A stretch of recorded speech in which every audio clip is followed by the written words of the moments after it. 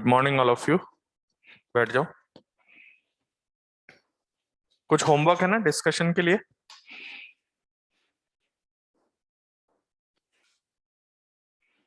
जो मैंने लास्ट से लास्ट क्लास में होमवर्क दिया था वो डिस्कस कर रहे हैं। पिछले से पिछली क्लास में तो मैंने जो होमवर्क दिया था वो आपको पीडीएफ में पीछे लिखा हुआ है। वो हम लोग अपनी जो इस वीक की जो सबसे लास्ट क्लास होगी उसमें डिस्कस करेंगे।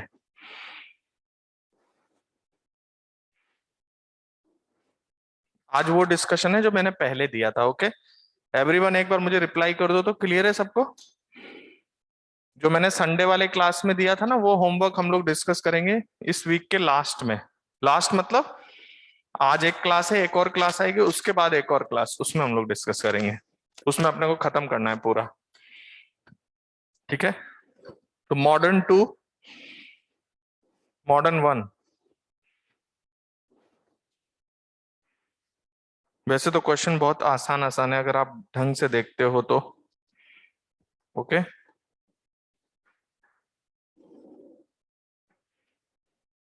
ठीक है। एक्सरसाइज 1 में हम लोग बात कर रहे हैं फ्रॉम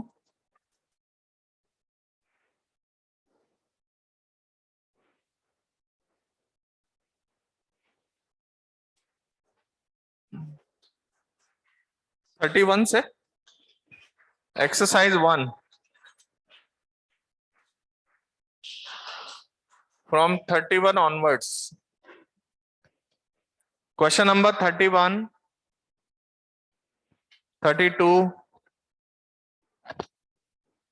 33, 33। ठीक है, 33 में आपसे क्या कह रहा है कि हाइड्रोजन एटम जो है इन ग्राउंड स्टेट है, collide with the helium plus. अच्छा ये बताओ, हाइड्रोजन एटम और हीलियम प्लस दो एटम हो गए, और आपको पता है कि हाइड्रोजन आ रहा है किसी वेलोसिटी से कोलाइड कर रहा है हीलियम प्लस से, तो हीलियम प्लस आपका किस पर है? रेस्ट पर। और ये तो है रेस्ट पर, और ये आपका के काइनेटिक एनर्जी से आ रहा है हाइड्रोजन। तो पहले बताओ मासेस में क्या रिलेशन है? अगर ये m है तो ये, तो क्या आपको समझ में आता है अगर इसकी वेलोसिटी v नॉट हो तो मैंने आपको कुछ के मैक्स लॉस निकालना सिखाया। How much? Half mu. Mu कितना होगा पता है? m into 4m upon 5m, that is 4m/5 into v relative है v नॉट। तो आप इसको ध्यान से देखो तो ये लिखा हुआ है 4/5 इंटू हाफ m। ये मैंने आपको क्लास में भी बताया था, जैसे न्यूट्रॉन हीलियम से टकरा रहा था। तो अभी आपके पास मैक्सिमम के ही लॉस है, कितना है वो? के बराबर है या 4k/5? एक मिनट, अब इसमें क्वेश्चन आपसे क्या कह रहा है पता है? जैसे इन जनरल तो क्या होता है, एक एटम एक्साइट कर रहा हो। अब यहाँ तो दोनों ही एटम है, हाइड्रोजन भी और हीलियम प्लस भी। तो कह रहा है कि अगर ये दोनों एक्साइट हो सकते हो तो मिनिमम के कितना होगा? तो मुझे पता है कि अगर हमें दोनों एक्साइट कराने हैं तो मेरा जो 4k/5 है ना वो greater than equal to E2 minus E1 for hydrogen plus E2 minus E1 for helium. एक बार मुझे रिप्लाई चाहिए, क्या आपको ये बात समझ में आ रही है कि हाइड्रोजन में भी E2 माइनस E1 चाहिए और हीलियम में भी E2 माइनस E1 के बराबर चाहिए? तो मैक्सिमम लॉस इसके बराबर होना चाहिए, that is your 4k/5 is greater than equal to E2 minus E1 10.2, और ये है 10.2 इंटू 2 स्क्वायर हीलियम का। यहां से आप के निकाल सकते हैं। अगर एक ही एटम होता तो सिर्फ उसका ही आता, दोनों एटम एक्साइट करने तो दोनों के 2 पे तो कम से कम भेजना ही पड़ेगा। क्वेश्चन नंबर 34, 35, 36,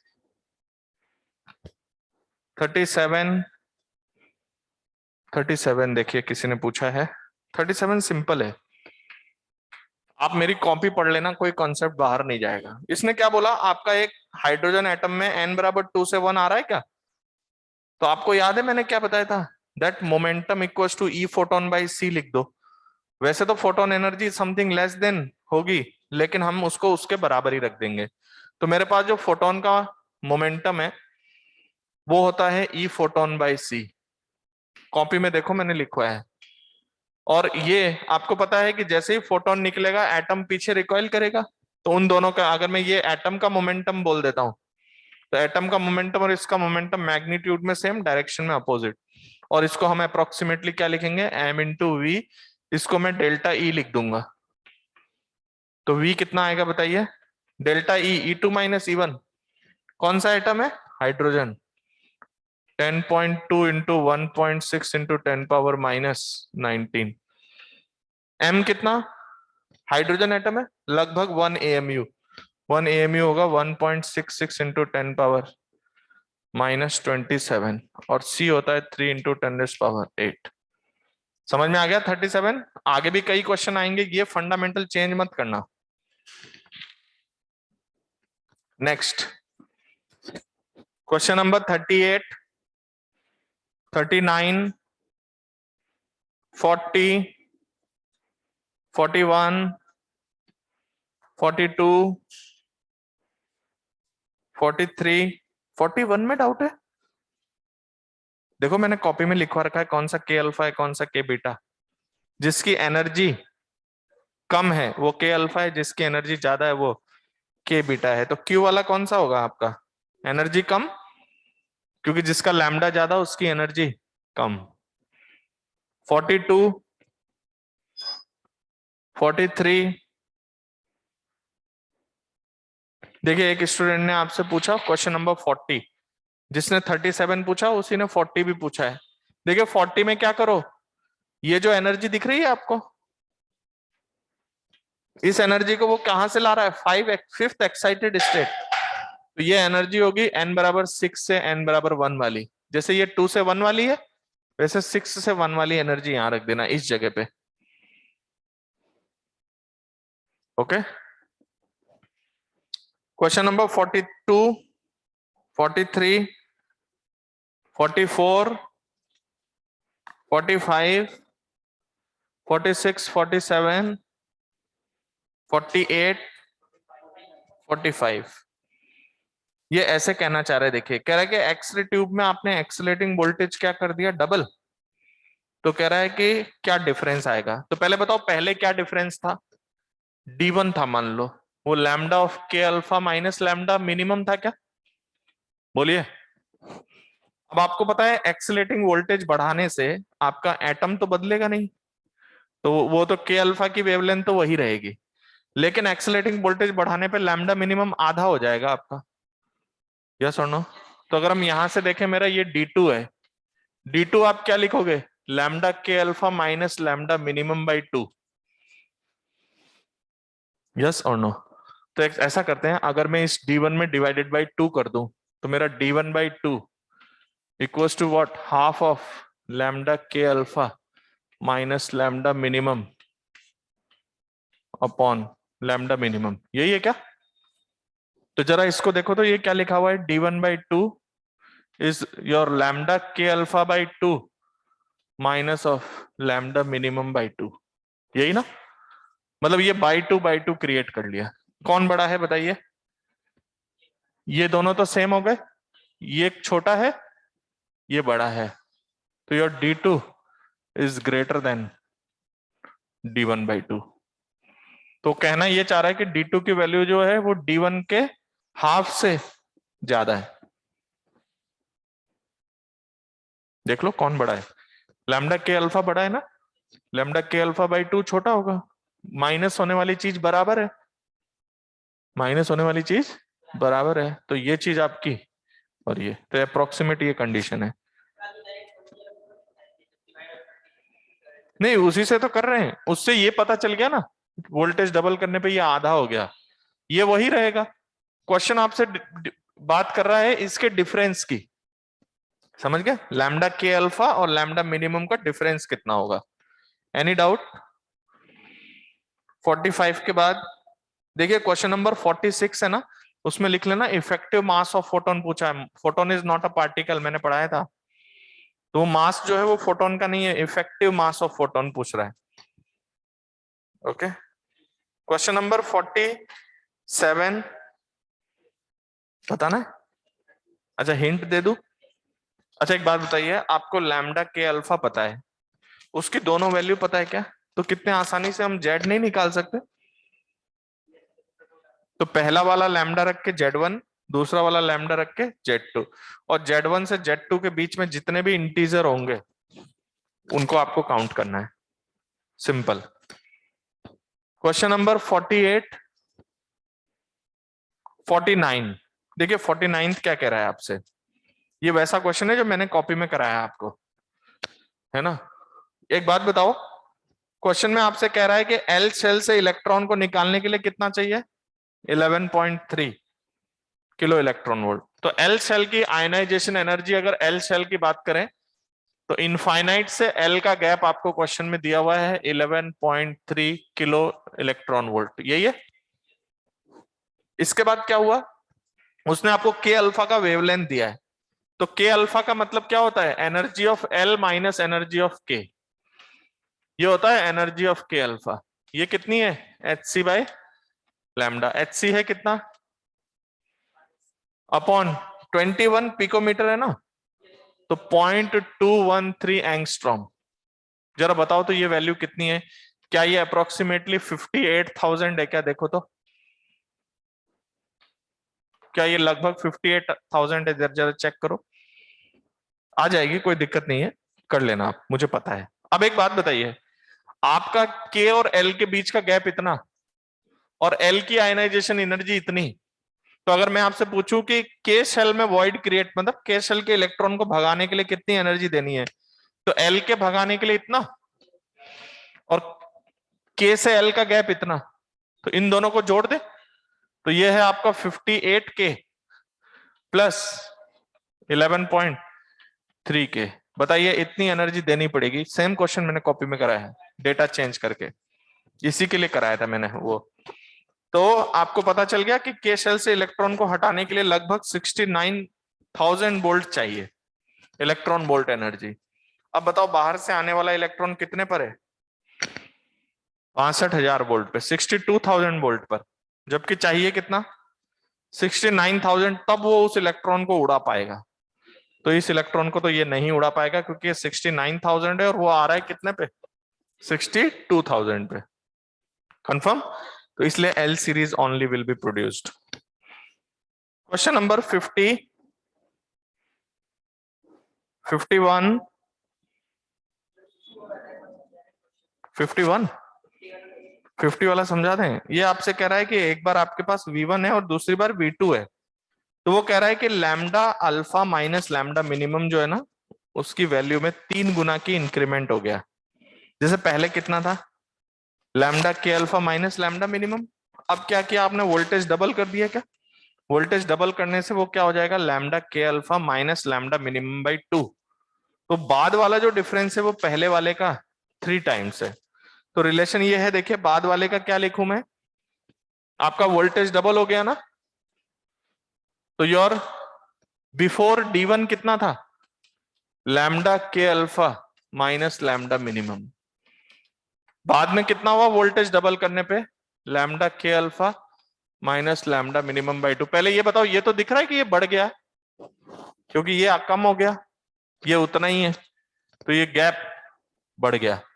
इसका इसमें जो रिलेशन है वो 3 टाइम्स का रिलेशन है, ये, और लैम्डा के alpha minus lambda minimum by 2, that is equals to 3 times of lambda के अल्फा माइनस लैम्डा मिनिमम। क्या कहते हो, यहां से मेरा लैम्डा के अल्फा आ जाएगा कितना, 2 लैम्डा के alpha, that is equals to, इसको सॉल्व करें तो ये इधर ले आओ तो ये आएगा 5 लैम्डा मिनिमम बाई 2।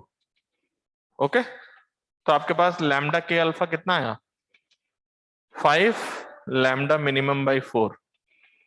और पता है लैम्डा मिनिमम, ये वाला लैम्डा मिनिमम है, इसकी वैल्यू कितनी है, 5/4 इंटू 12,400 अपॉन 10,000।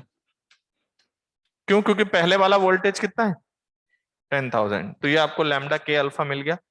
अब आपको पता है कि इसका जेड के साथ क्या रिलेशन होता है, 1 अपॉन लैम्डा के alpha equal to R Z-1 का whole square into 1 upon 1 square minus 1 upon 2 square. सिर्फ जेड अननोन है, यस और नो, इसको रख दीजिए, आपका जेड आ जाएगा।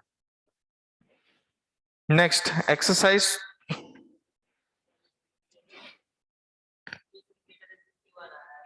के ग्रेटर देन किसका, 33 एक बार अपन अलग से बात कर ले। अभी हम लोग डायरेक्ट पहले जो डिस्कशन चल रहा है कंटिन्यूशन में उसकी बात करते हैं। तो इसके बाद कौन सा पार्ट था एक्सरसाइज 2 में, कहां से क्वेश्चन नंबर 16 से, नहीं शायद 21 से। क्वेश्चन नंबर 21, 22 सब डायरेक्ट कॉपी से हैं। 23,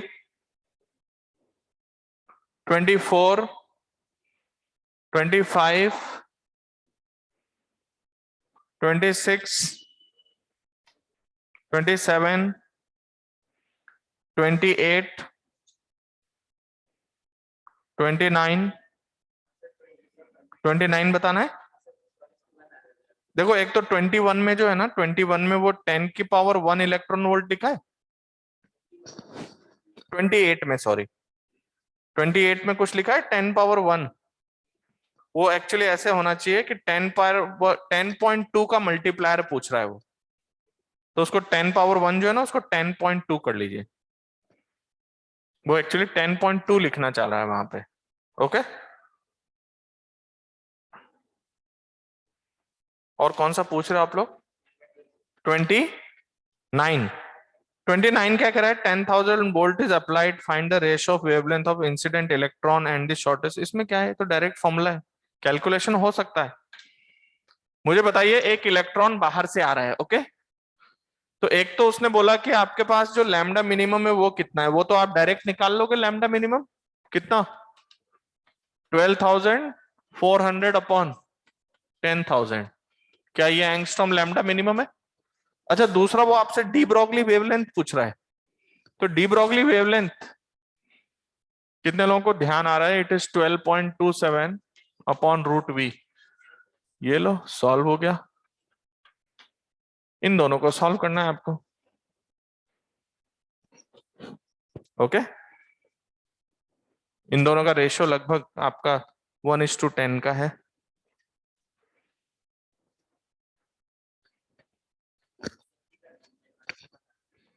नहीं, आप इसको डिवाइड करो ना, ये 0.127 है, तो आप इस आपको रेशियो पूछा होगा this this upon this. Okay, next question number 30, 31। देखिए, एक स्टूडेंट ने पूछा कि 28 में हिंट करना है। आपको पता है मैंने 28 क्लास में ऑलमोस्ट बता रखा है। जैसे आपसे कह रहा है कि एक न्यूट्रॉन जो है वो हाइड्रोजन को टकरा रहा है, तो आपको याद हो दोनों का मास बराबर है, तो आपका जो के मैक्स लॉस था, अगर एक रुका हुआ हो तो वो k0/2 आता है। और हमें पता है कि k0/2 जो है वो 10.2 से ज्यादा होना चाहिए, तो आपका k0 20.4 से ज्यादा होना चाहिए। तो यहाँ कह रहा है कि ये कितने टाइम्स है न्यूट्रॉन की एनर्जी, वो कह रहा है 10.2 इलेक्ट्रॉन का कितने टाइम्स होगा, तो 2 टाइम्स होना चाहिए। Question number 29, 30, 31, 30। क्यों इसमें क्यों डाउट आ रहा है आप लोगों को? मुझे ये समझ नहीं आ रहा। एक बार बताओ, पोटेंशियल डिफरेंस अपॉन कोलिस ट्यूब का वी बढ़ा दिया आपने। इधर देखो, जो लैम्डा ग्राफ था आपका, लैम्डा मिनिमम तो लेफ्ट में आ जाएगा वोल्टेज बढ़ाने पे, और के अल्फा वहीं का वहीं खड़ा है, तो गैप बढ़ा के घट गया, बढ़ गया ना। लैम्डा मिनिमम तो कम हो गया, और लैम्डा के अल्फा उतना ही है, तो के अल्फा में से लैम्डा मिनिमम माइनस करोगे तो वो डिफरेंस बढ़ जाएगा। बेटा ऐसे थोड़ा सा विजुअलाइजेशन रखें हम लोग। जैसे मान लो के अल्फा यहाँ है, आपकी ये वैल्यू तो किधर शिफ्ट हो रही है? लेफ्ट में, लेकिन के अल्फा तो वहीं का वहीं है, ये तो एटम की प्रॉपर्टी है। तो ये लैम्डा मिनिमम इधर शिफ्ट होगा अगर वोल्टेज बढ़ाओगे तो ये गैप बढ़ेगा। क्वेश्चन नंबर 31 के बाद 32। देखिए 32 में किसी ने कहा बी ऑप्शन। वैसे आपको पता है क्या 32 जो है द शॉर्टेस्ट वेवलेंथ? हाँ, शॉर्ट 32 का बी तो दिया है बेटा, 32 का आंसर बी ही दिया है, देख लो, है ना। 33 सिंपल डिवाइड करना है। 34 और क्या दिया है एक्सरसाइज अगला? एक्सरसाइज 2 लेवल 2 क्वेश्चन नंबर 6 से, शायद 9 से था। चलो 6 से डिस्कस कर लेते हैं। हाँ, एक्सरसाइज 2 लेवल 2। बेटा 32 हमारे जो शीट में है ना वो बी दिया है, लेकिन मेरी शीट में बी दिया है। हाँ तो उसको करेक्ट कर लो बेटा। क्वेश्चन नंबर 32 में आंसर बी है, मेरे पास जो शीट है उसमें बी दिया हुआ है। ओके ठीक है। इसके बाद एक्सरसाइज 2 लेवल 2, थोड़ा फटाफट आ जाओ क्योंकि अपने को आज और नेक्स्ट क्लास में थ्योरी फिनिश करनी है। हम्म, होमवर्क वो आज के लिए नहीं है, वो अगले क्लास के लिए। वो चाहे हम लोग नेक्स्ट क्लास में ले लेंगे, कोई दिक्कत नहीं है। अभी 1 मिनट में आपको बता देता हूँ कैसे हम लोग कंप्लीट करेंगे। Question number 6, question number 7, 8, 9, 10, 11, 12, 13, 14, 15। Okay अच्छा इधर सुन लो, मैं आपको थोड़ा सा प्लानिंग बता देता हूँ क्योंकि उसी के अकॉर्डिंग हम लोग कंप्लीट कर पाएंगे। मैंने पिछले क्लास में कुछ होमवर्क दिया है मॉडर्न 2 का, वो आपको अटेम्प्ट करके रखना है पूरा, ठीक है। और हमारा जो अभी इसमें मॉडर्न 1 में अब मैं आपको जो होमवर्क देने जा रहा हूं डिस्कशन के लिए, देखिए एक्सरसाइज 1 2 तो आपने कर ही लिया होगा पूरा, है ना। 3 का हम लोग कुछ क्वेश्चंस कर चुके हैं 3 में, है ना। 3 लेवल 1 में कुछ क्वेश्चन कर चुके हैं शायद 4 5। हाँ वो शुरू से दे दें, तो लेवल 3 करना है क्या अभी आपको? सुनिए मैं चाह रहा हूं आप ये वाला कर लें, फिर आप चाहें तो लेवल मेरे से पूछ लेना। मैं चाहता हूं आप एक्सरसाइज 4 का लेवल 1, मॉडर्न 1 में एक्सरसाइज 4 लेवल 1 ये कंप्लीट करना है आपको। ओके और एक्सरसाइज 4 लेवल 2 इसमें सभी चीजें आ जाएंगी, समझ रहे हो। और अभी तक आपने जितने क्वेश्चन किए ना उसमें सारे कॉन्सेप्ट्स आ चुके हैं, तो आप ये दोनों कंप्लीट कर लेना मॉडर्न 1 से। बाकी पार्ट अगर किसी को पूछना है तो आप अलग से मेरे से पूछ लेना। क्लियर है किसी को? क्योंकि जो हमारे पास समय सीमा है उसमें कंप्लीट हो जाएगा सारा। तो आपने लेवल 2 तक कर लिया पूरी एक्सरसाइज, ठीक है। लेवल 3 जो है वो आप बाद में भी कर सकते हो और आप अभी चाहो तो मेरे से अलग से पूछ लेना। बाकी एक्सरसाइज 4 का लेवल 1 लेवल 2 ये हम लोग डिस्कस करेंगे। ओके अब आपको नेक्स्ट क्लास में कौन सा होमवर्क लाना है मैं जरा बता देता हूं, नहीं तो बहुत गड़बड़ हो जाएगा मामला। पिछली क्लास में मैंने कुछ होमवर्क दिया है, ठीक है। तो एक तो ये होमवर्क आपको किस दिन करना है मैं बता देता हूं, वरना गड़बड़ मत करना कोई भी। अपनी लास्ट क्लास किस तारीख को आ रही देखो तो, आखिरी क्लास। हाँ 2 क्लास है ना, थर्सडे और सैटरडे ना। तो ये डिस्कशन होगा आपका सैटरडे को। ओके अच्छा सैटरडे को और भी डिस्कशन है, मैं सुन लो पहले। सैटरडे को एक तो ये डिस्कशन है, और जो मैं आज ऐड करूंगा, जो मैं आज ऐड करूंगा आपको, अभी मैं आपको कंप्लीट भी कर दूंगा कि क्या ऐड करूंगा। जो आज मैं ऐड करूंगा वो होमवर्क आपको किस दिन लाना है, सैटरडे को। और जो मैंने पिछला होमवर्क जो पीडीएफ में भेजा है वो नेक्स्ट क्लास में लेके आना है। समझ में आ गई बात? तो ये कब लेके आना है दोनों, आज का होमवर्क और ये एक्सरसाइज। तो कुल मिला के मॉडर्न 1 2 दोनों की एक्सरसाइज लेवल 4 ये सैटरडे को लेकर आना है आपको। क्लियर है ना सबको? एक बार मुझे रिप्लाई कर दो, एक बार रिप्लाई कर दो। हाँ नहीं पहले हमारा काम है इसको पहले कंप्लीट कर देना, फिर आप पीवाई क्यूज करो कुछ भी करो, ठीक है। आपको कोई डाउट है तो आप मेरे से डिस्कस कर सकते हैं किसी भी क्वेश्चन में, ठीक है। क्योंकि पीवाई क्यूज में अब इतने सारे क्वेश्चंस आते हैं कि वो शीट में एक साथ इंक्लूड नहीं हो पा रहे हैं, तो पीवाई क्यूज आप अलग से कर लें।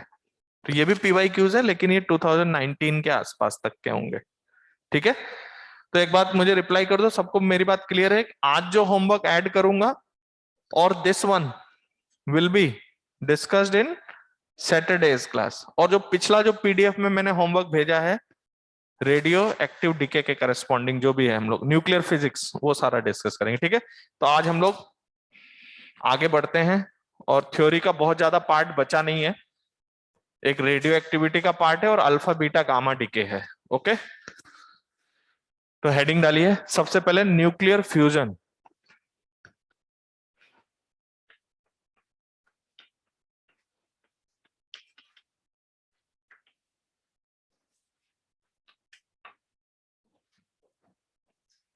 देखिए आपने क्या नोटिस किया, आपने क्या नोटिस किया कि जब हैवी न्यूक्लियस पे आप क्या बम्बार्ड कर रहे थे, स्लो न्यूट्रॉन्स, तो स्लो न्यूट्रॉन बम्बार्ड करने पे क्या हुआ, वो हैवी न्यूक्लियस दो स्मॉल न्यूक्लियस में ब्रेक कर गया, एनर्जी रिलीज हुई मास डिफेक्ट से, और उसको आपने न्यूक्लियर फिजन कहा। और उस फिजन को अगर हम अनकंट्रोल्ड कर दें तो वो हमारा एटम बॉम्ब हो जाता है, और अगर आप उसको कंट्रोल चलाते हैं तो वो आपके लिए न्यूक्लियर रिएक्टर्स में काम आ रहा है। समझ गए? तो उससे कितनी पावर निकलती है मैंने उसका कैलकुलेशन किया।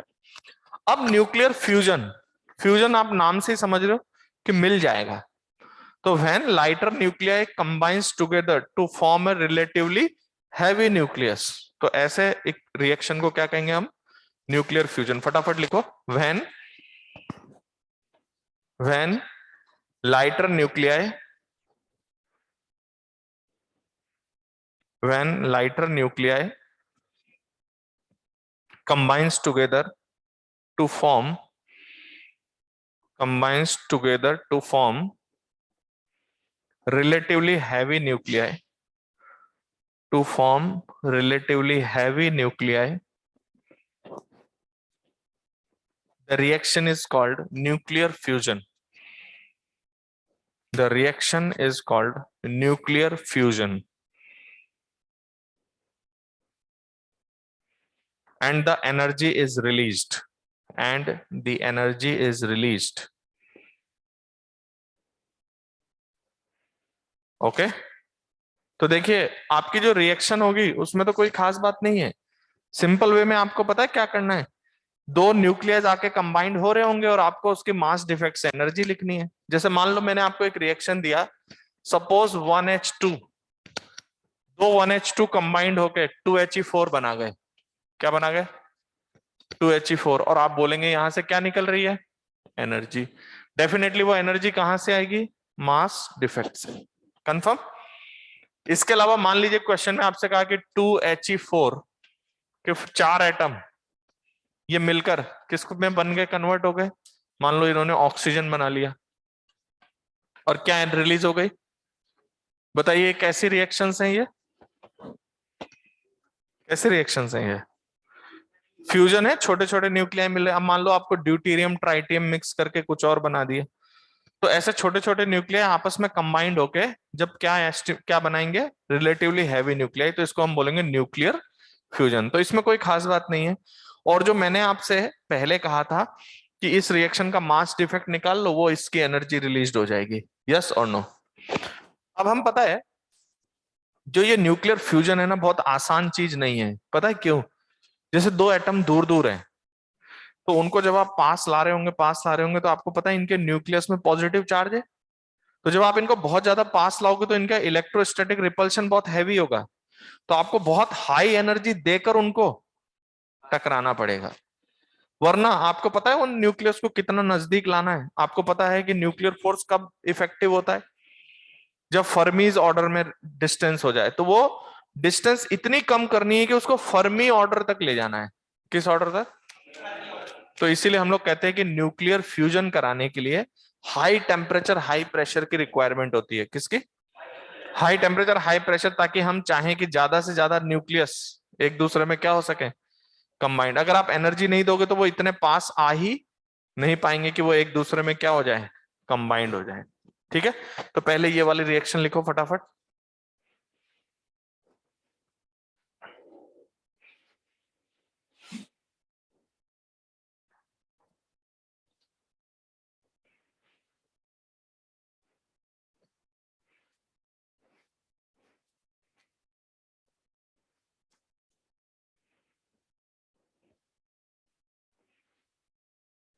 ये फ्यूजन रिएक्शंस हैं जहां पर लाइटर न्यूक्लियाई कंबाइंड होकर हैवी न्यूक्लियस का फॉर्मेशन करते हैं।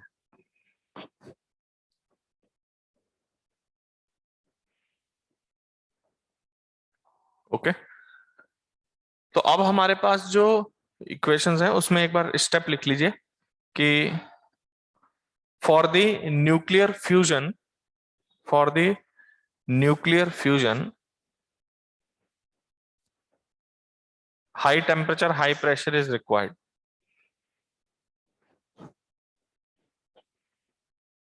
High temperature pressure is required. पता है हाई टेम्परेचर किस ऑर्डर का? 10⁹ केल्विन तक का। किस ऑर्डर का? 10⁹ केल्विन तक। इतना ज्यादा टेम्परेचर चाहिए तब जाके कहीं ये फ्यूजन हो पाएगा। इतना आसान काम नहीं है फ्यूजन कराना, समझ गए? तो ये जो इतना हाई टेम्परेचर चाहिए, इसकी मैं आपको एक कैलकुलेशन बता देता हूँ। हाँ, कोई डाउट है?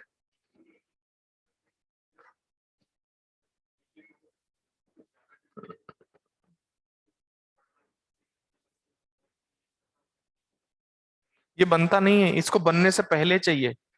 बनने के बाद तो ये और ज्यादा देगा एनर्जी, लेकिन इसको रिएक्शन कराने के लिए कितनी एनर्जी चाहिए आप देख रहे हो किस ऑर्डर में टेम्परेचर देने की बात कर रहा हूं मैं। 10⁹ केल्विन। मैं आपको एक कैलकुलेशन बता रहा हूं, ज्यादातर यही पूछी जाएगी। तो याद रखना, हाइड्रोजन ड्यूटेरियम ट्राइटियम अगर ये कंबाइंड होते हैं तो ये रिएक्शन जो मैं इक्वेशन लिख रहा हूं इसको समझना। जैसे सपोज मेरे पास एक 1H2 है और ये दूसरा 1H2 है। बताइए इन पर चार्ज कितना है? इसके न्यूक्लियस पे भी चार्ज प्लस ई, इसके न्यूक्लियस पे भी। अभी ये बहुत फार अवे हैं, हमने इनको के नॉट काइनेटिक एनर्जी से धक्का दिया। तो ये जब धक्का देंगे तो ये बहुत पास पास आके एक दूसरे में फ्यूज करेंगे। पता है इनको कितना पास आना है? Of the order of R minimum is of the order of 1 fermi. Order समझते हो ना? अब क्वेश्चन आपको 1 फर्मी बोल सकता है, 2 फर्मी बोल सकता है। तो बताओ, एक बात बताओ, ये इनकी सारी काइनेटिक एनर्जी अभी किस में बदल चुकी है? पोटेंशियल एनर्जी में। तो इनके पास कितनी काइनेटिक एनर्जी थी? 2 k0। और अभी ये किस में कन्वर्ट हो गई है? इनकी पोटेंशियल एनर्जी में। तो एक बार जेएमएन में एक क्वेश्चन आया, उन्होंने पोटेंशियल एनर्जी दिया और पूछा बताइए ईच की काइनेटिक एनर्जी कितनी होनी चाहिए। तो क्या वो पोटेंशियल एनर्जी का हाफ हो जाएगा? यस और नो? अच्छा, अगर हम इस पोटेंशियल एनर्जी को लिखना चाहें इसके केस में, तो इस पे भी चार्ज प्लस ई है और इस पे भी चार्ज, तो ये के Q1 Q2 upon are minimum है। याद रखना ये के है 1/4πε0। और पता है ये जो काइनेटिक एनर्जी k0 है ना, ये हमारा थर्मल एनर्जी से दिया जाने वाला एनर्जी है। किससे? तो याद रखना है आपको, यहां पर हाइड्रोजन ड्यूटेरियम के केस में रखा जाता है 3/2 kT। क्या रखा जाता है? जहां पर ये के क्या है? Boltzmann, Boltzmann constant. और इधर राइट हैंड साइड में क्या है बताओ? ये है के ना। मैं इसको ऐसे लिख देता हूं, वरना के से के काट देंगे कुछ लोग। 1/4πε0 E²/r मिनिमम। ओके, ये रटना है आपको कि जब ये हाई एनर्जी से टकरा रहे होते हैं तो हमें इनकी काइनेटिक एनर्जी कितनी लेनी है। और अगर क्वेश्चन में कुछ और दिया है तो वो यूज करेंगे, लेकिन नहीं दिया है तो क्या यूज करेंगे? 3/2 kT। ये 2 से 2। तो कोई अगर आपसे पूछे कि इस रिएक्शन को कराने के लिए कितना टेम्परेचर चाहिए, तो इस फॉर्मूले में टेम्परेचर कितना आ रहा है पता है? E²/1/4πε0 आर मिनिमम का स्क्वायर। अपॉन में कौन आएगा? 3 k। बोलो, तो यह आ जाएगा। पता है आप इसमें आर में ना 1 फर्मी, 2 फर्मी, 3 फर्मी ऐसे कुछ वैल्यू रख के देखना। ये टेम्परेचर आपको of the order of 10⁹ kelvin तक मिलेंगे आपको। यानी इसको कितना टेम्परेचर चाहिए रिएक्शन कराने के लिए? ऑफ द ऑर्डर ऑफ, इतना ज्यादा टेम्परेचर दोगे तब वो आके एक दूसरे में फ्यूज करेंगे, और फ्यूज करके फिर फ्यूजन रिएक्शन करेंगे तो फिर उससे एनर्जी रिलीज होकर आएगी। अब याद रखना, मैंने जो इक्वेशन लिखा है ना, ये मैक्सिमम टाइम यही काम आएगा आपको। क्वेश्चन आपका आर मिनिमम चेंज करता रहेगा, समझ रहे हो? उससे आप टी के बारे में कैलकुलेशन कर सकते हैं, लेकिन ये तब यूज करना है जब हाइड्रोजन और ड्यूटेरियम दिया हो। यस और नो? इसको नोट करिए। ये टेम्परेचर आप निकालेंगे ना, ये temperature of the order of 10⁹ kelvin. आपको पता है ये रिएक्शंस कहाँ हो रही हैं? अगर हम बात करें हमारे सन एंड स्टार्स, इनमें ये फ्यूजन रिएक्शंस हो रहे हैं। बताओ जो सन चमक रहा है ना इतना ज्यादा इतने सालों से, वो किस रिएक्शन की वजह से? वहां पर बहुत सारे फ्यूजन हो रहे हैं। तो देखो वहां पर फेवरेबल कंडीशन भी बनी हुई है, इतना ज्यादा टेम्परेचर है कि फ्यूज होने में उनको कोई दिक्कत नहीं है। तो फटाफट वो फ्यूज भी कर रहे हैं और फ्यूज करके ये रिएक्शन करके एनर्जी एमिट कर रहे हैं। अगर हम लोग प्रैक्टिकल लाइफ में बात करें तो ये भी एक प्रैक्टिकल लाइफ ही है, बट हमारे पास क्या कहते हैं, जैसे हाइड्रोजन बॉम्ब होता है ना, जैसे उनमें फ्यूजन रिएक्शंस होता है। तो पहले अगर आपको कहीं पे हाइड्रोजन बॉम्ब फोड़ना है तो पहले आपको फेवरेबल कंडीशन देनी होगी। तो पहले क्या करेंगे, वहां पर इतना टेम्परेचर डेवलप करेंगे तो पहले तो एक न्यूक्लियर बॉम्ब गिराएंगे, एटम बॉम्ब, फिर उस पर क्या गिराएंगे, हाइड्रोजन बॉम्ब, क्योंकि उसको उतना फेवरेबल कंडीशन चाहिए उस रिएक्शन को कैरी ऑन कराने के लिए। बात समझे कि नहीं? इसको नोट कर लीजिए। ये आर मिनिमम का स्क्वायर नहीं है बेटा, ये गलती से लिख दिया मैंने, आर मिनिमम है ये, ठीक है, यहाँ मैंने गलती से लिख दिया है। ओके,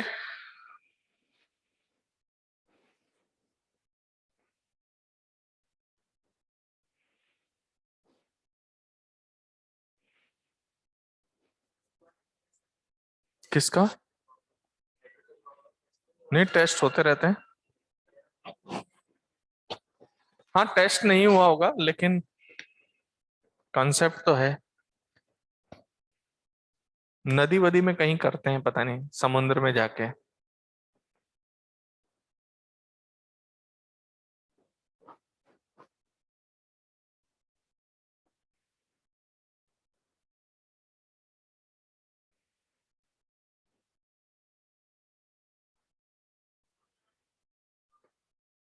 चले आगे। याद रखना ये इक्वेशन किसके लिए लिखी हुई है, रिएक्शन स्टार्ट करने के लिए। और ये क्या लिखी हुई है, ये रिएक्शन हो गई, होने के बाद एनर्जी मिलेगी।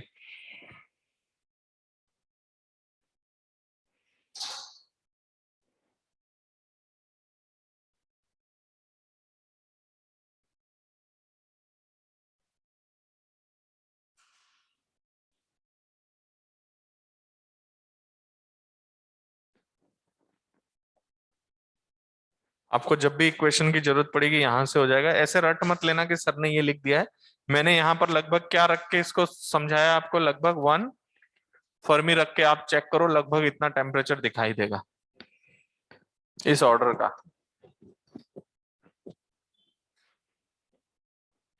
चलें आगे। अच्छा इधर सुनो, कई बार आपसे कहा जाएगा कि जैसे फ्यूजन बॉम्ब और फिजन बॉम्ब में ज्यादा खतरनाक हम लोग फ्यूजन बॉम्ब को बोलते हैं। उसके पीछे रीजन ये है कि फिजन में जो रिएक्शन स्टार्ट करेगा वो स्लो न्यूट्रॉन करेगा, है ना। तो जैसे जैसे न्यूट्रॉन्स के नंबर बढ़ते हैं वैसे वैसे रिएक्शन का रेट बढ़ता है। वहां रिएक्शन अपने आप रेट नहीं बढ़ा सकता, लेकिन यहां पर अगर फेवरेबल कंडीशन है तो कितने सारे आपस में टकराएंगे उसमें आपका कोई कंट्रोल नहीं है। जबकि वहां पर भी आपका कंट्रोल तो नहीं है, लेकिन वहां नंबर ऑफ न्यूट्रॉन्स के प्रेजेंस पे डिपेंड करता है। तो जो आपका फिजन बॉम्ब है उसमें क्या होता है, नंबर ऑफ न्यूट्रॉन्स जैसे जैसे बढ़ते हैं वैसे वैसे रिएक्शन का रेट बढ़ता है। लेकिन फ्यूजन में आपने कंडीशन प्रिपेयर कर दिया कि ये फ्यूजन होने की कंडीशन है, तो कितने टकराएंगे उसका कोई एस्टिमेशन नहीं है। तो अगर हम पावर की बात करें तो बहुत ज्यादा पावर आती है, क्योंकि इसमें रेट ऑफ रिएक्शन बहुत ज्यादा होता है। तो कभी कोई आपसे पूछे कि न्यूक्लियर ज्यादा पावरफुल क्यों है, क्योंकि वहां पर रेट ऑफ रिएक्शन बहुत लार्ज होता है और वहां पे रेट ऑफ रिएक्शन हम कंट्रोल नहीं कर सकते। हम तो कहीं भी नहीं कर सकते वैसे तो, लेकिन वहां पर न्यूट्रॉन जितना जितना बनेगा वही क्या करेगा, रिएक्शन को प्रोसीड करेगा। ओके, तो नेक्स्ट हमारा हेडिंग है radio active decay. Radio active decay.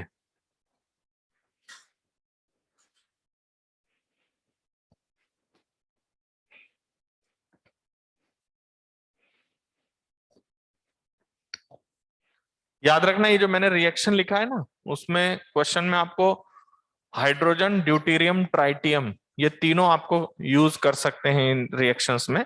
तो उसके करस्पॉन्डिंग आपको इक्वेशन लिखनी होगी, ठीक है। काइनेटिक एनर्जी में हम लोग एम यूज कर ही नहीं रहे, हम लोग काइनेटिक एनर्जी में क्या यूज कर रहे हैं, 3/2 kT। क्लियर है। अब देखिए नेक्स्ट आता है radio active decay.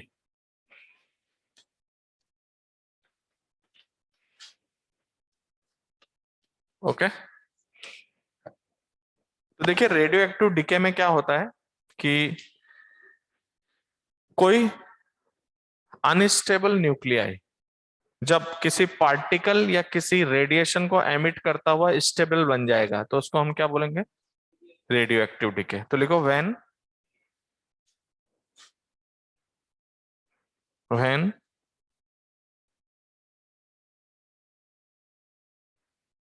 When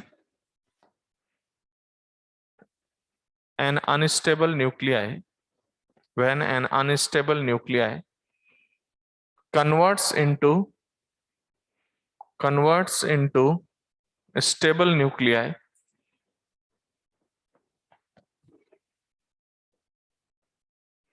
by emitting some particle or radiations, by emitting some particles or radiations, this is called radioactive decay.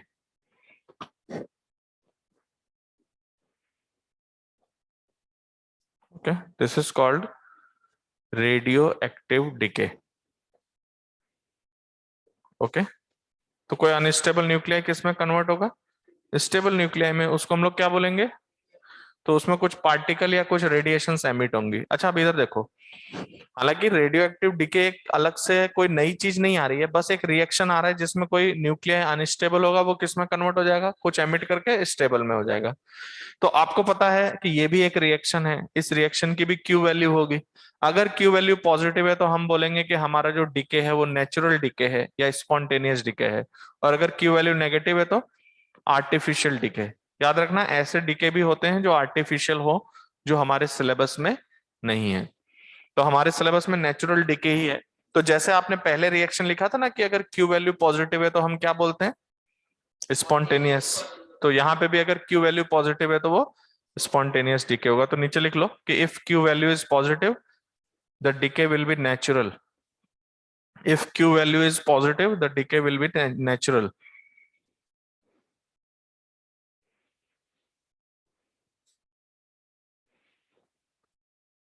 Okay, अब देखो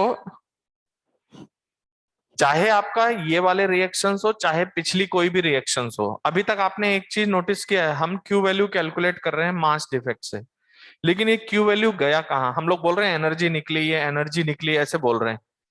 अब वो एनर्जी कहाँ है, कैसे निकली है, हम अब उसकी चर्चा करेंगे। तो हम लोग क्यू वैल्यू को कैसे लिखते हैं थोड़ा ये भी मैं आपको पहले समझा देता हूँ, फिर हम लोग रिएक्शन शुरू करेंगे, क्योंकि अब हम आगे रिएक्शंस में ना ये बताने वाले हैं कि ये क्यू वैल्यू गई कहाँ।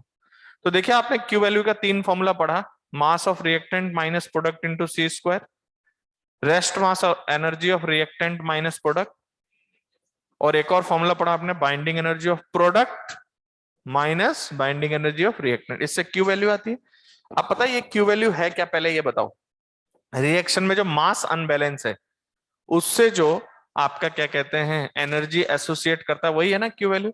अब ये क्यू वैल्यू कहाँ है मैं आपको बताता हूं। तो जैसे सपोज आपके पास कुछ रिएक्टेंट्स हैं, कौन है, याद रखना ये जो मैं लिख रहा हूं ये जनरल है, रेडियो एक्टिव डिके में भी काम आएगा और कहीं भी काम आएगा।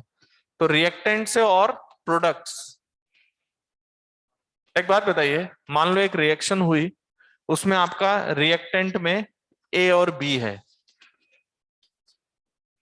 प्रोडक्ट में सी और डी है। मुझे बताइए यहां क्या क्या हो सकता है। इनके पास कुछ काइनेटिक एनर्जी हो सकती है और इनका अपना मास है, इनके पास कुछ काइनेटिक एनर्जी हो सकती है और इनका अपना मास है। क्या मैं ऐसे लिख सकता हूं कि इनिशियली इसके एनर्जी होगी M A C square plus kinetic energy of A. ये कौन सी एनर्जी है जो मैटर के फॉर्म में कंडेंस्ड है, प्लस इसकी कौन सी एनर्जी, काइनेटिक एनर्जी। बी के पास कुछ मैटर है, क्योंकि हमने क्या बोला है mass energy relation is valid, तो यहां मास कम ज्यादा हो सकता है। तो ये बी के पास रेस्ट मास एनर्जी है और उसकी काइनेटिक एनर्जी। इसी तरह से फाइनल कौन है, into C square plus kinetic energy of C plus kinetic energy of D plus M D C square. यही है ना सब। अच्छा, रिएक्टेंट्स में ये सब है, रेस्ट मास एनर्जी जो मासेस में एनर्जी है प्लस काइनेटिक एनर्जी है। तो कितने लोगों को दिखता है कि your Q value is this, this plus this minus of this plus this, this is your Q value. तो जरा अगर मैं क्यू वैल्यू निकालने के लिए इन दोनों को इधर लाऊंगा तो क्या आपको लगता है के सी प्लस के डी और इधर से के ए और के बी उधर चला जाएगा? तो क्या क्यू वैल्यू को हम एक और तरह से लिख सकते हैं, this is the kinetic energy of product minus reactant. मतलब सिंपल वे में मैं समझाता हूं, जैसे मास कुछ कम हुआ, कुछ एनर्जी आई, तो वो एनर्जी आके कहां है, उनकी काइनेटिक एनर्जी के पास है। किसके पास है? तो वो जो एनर्जी इवॉल्व हुई है वो एनर्जी पहले रिएक्टेंट्स के पास ये काइनेटिक एनर्जी थी, प्रोडक्ट के पास ये एनर्जी है। तो एक्चुअल में डिफरेंस काइनेटिक एनर्जी का कितना है, प्रोडक्ट माइनस रिएक्टेंट। लेकिन अगर इनके मास में कुछ अनबैलेंसिंग हुई हो तो आपको दिख रहा है कि अगर मैं इन दोनों को लेफ्ट में रखता हूं और इन दोनों को लेफ्ट में ले आता हूं तो इधर क्यू वैल्यू लिखी हुई है, this is also equal to what, kinetic energy of C plus D minus of A plus, क्योंकि ए प्लस तो ए और बी तो गायब हो गए, बन गए क्या, सी और डी। तो आप किसी रिएक्शन की क्यू वैल्यू को पता है कैसे भी बोल सकते हो, it is the kinetic energy of product minus reactant. क्या बोल सकते हो, kinetic energy of product minus reactant. लेकिन याद रखना ये तभी बोल सकते हैं जब इस रिएक्शन में कोई एनर्जी एस्केप, अच्छा मान लो इस क्वेश्चन में बोल दे कि एक फोटोन भी निकल रहा है, तो उस फोटोन की एनर्जी कहां लगाऊं, प्रोडक्ट में लगाऊं, प्रोडक्ट में लगाऊं। तो यहां अगर मैं फोटोन एनर्जी प्रोडक्ट में लगा देता हूं तो मेरे पास इक्वेशन क्या बनेगी, Q value equal to kinetic energy of product plus photon energy minus of, तो ऐसा करते हैं उस फोटोन एनर्जी को इधर ले आते हैं, तो क्या वो Q value minus photon energy is equal to kinetic energy of product minus reactant. तो याद रखना मैं एक लाइन लिख रहा हूं कि जो आपके सिस्टम में काइनेटिक एनर्जी होगी वो कैसे लिखोगे आप, तो your Q value of the reaction can also be written as kinetic energy of products minus kinetic energy of reactants. एक बार मुझे रिप्लाई कर दो, क्या ये बात समझ में आ गई सबको? ये वो एनर्जी है जो निकली है ना, निकली है, उसके बाद वो कहां गई, तो काइनेटिक एनर्जी ऑफ प्रोडक्ट और रिएक्टेंट की काइनेटिक एनर्जी का डिफरेंस है वो क्यू वैल्यू के बराबर होगा। लेकिन याद रखना ये तब होगा व्हेन नो एनर्जी एस्केप,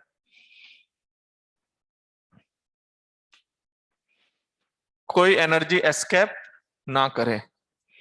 अगर मैं ये कहूं, इधर देखिए, अगर मैं ये कह देता हूं कि ई एनर्जी एस्केप, अब वो कैसे भी हो सकती है, चाहे वो एनर्जी फोटोन के फॉर्म में निकले या हम कहते हैं कहीं लॉस हो गया, कुछ भी हो गया हो, तो क्या मैं कह सकता हूं kinetic energy of product minus reactant में क्यू वैल्यू में से कुछ पार्ट घट जाएगा, तो I will write it as how much, Q minus E, that is equal to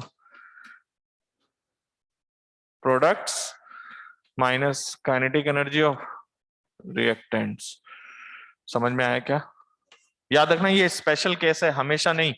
कोई हमेशा पूछे कि क्यू वैल्यू क्या होती है तो क्या बोलोगे, it is the kinetic energy of products minus kinetic energy of reactants.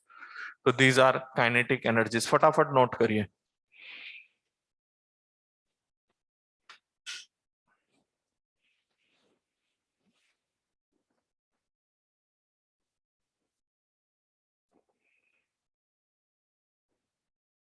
ये सिर्फ डीके ही नहीं, किसी भी रिएक्शन के लिए वैलिड है, बट अभी आप डीके में देखोगे कि हम इनकी कैलकुलेशंस करेंगे। तो अगर कोई एनर्जी एस्केप करती है ना तो क्यू वैल्यू में से उसको माइनस कर देना, और जब तक नहीं कहा जाए तब तक कुछ भी माइनस, ऑलवेज ये लगाना है। ये तभी लगाना है जब क्वेश्चन आपसे जबरदस्ती कहे कि कुछ एनर्जी एस्केप कर गई, कोई फोटोन चला गया, कुछ आ गया, कुछ गया, समझ रहे हो, तब आपको ये करना है, otherwise always your Q value is kinetic energy of product minus reactant.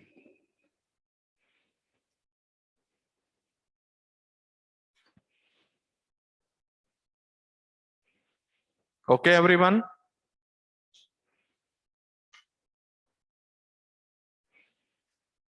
ठीक है। क्वेश्चन जब तक नहीं बोले तब तक कुछ एस्केप। अच्छा, अब मैं देखना चाहता हूं कि क्या मैंने आपके अंदर अंडरस्टैंडिंग डेवलप कर दी। एक बात बताइए, मान लो क्वेश्चन ऐसा होता कि इस रिएक्शन में कुछ बाहर से एनर्जी दे भी रहे होते और कुछ एस्केप भी कर रही होती। तो मान लीजिए E1 आ रहा है और E2 एस्केप हो रहा है, तो क्या आप समझ गए इस जगह क्या लिखूं मैं? Q plus E1 minus E2 that is equal to kinetic energy of product minus react. जैसे मान लो रिएक्शन में कुछ फोटोन भी दे दिए, फिर बाद में कुछ फोटोन निकल भी रहे हैं, तो ठीक है, इधर Q वैल्यू में कुछ ऐड हो जाएगा और कुछ सब्ट्रैक्ट हो जाएगा, और बचा हुआ वो जो चीज है वो kinetic energy of product minus reactant. तो अगर रिएक्शन में जब तक कुछ इन्वॉल्व ना करे तब तक हमेशा आपको क्या करना है? Product minus. अब देखो इसका एप्लीकेशन भी आपको समझ में आएगा कैसे। मिटा दू ये हेडिंग डालिए alpha decay.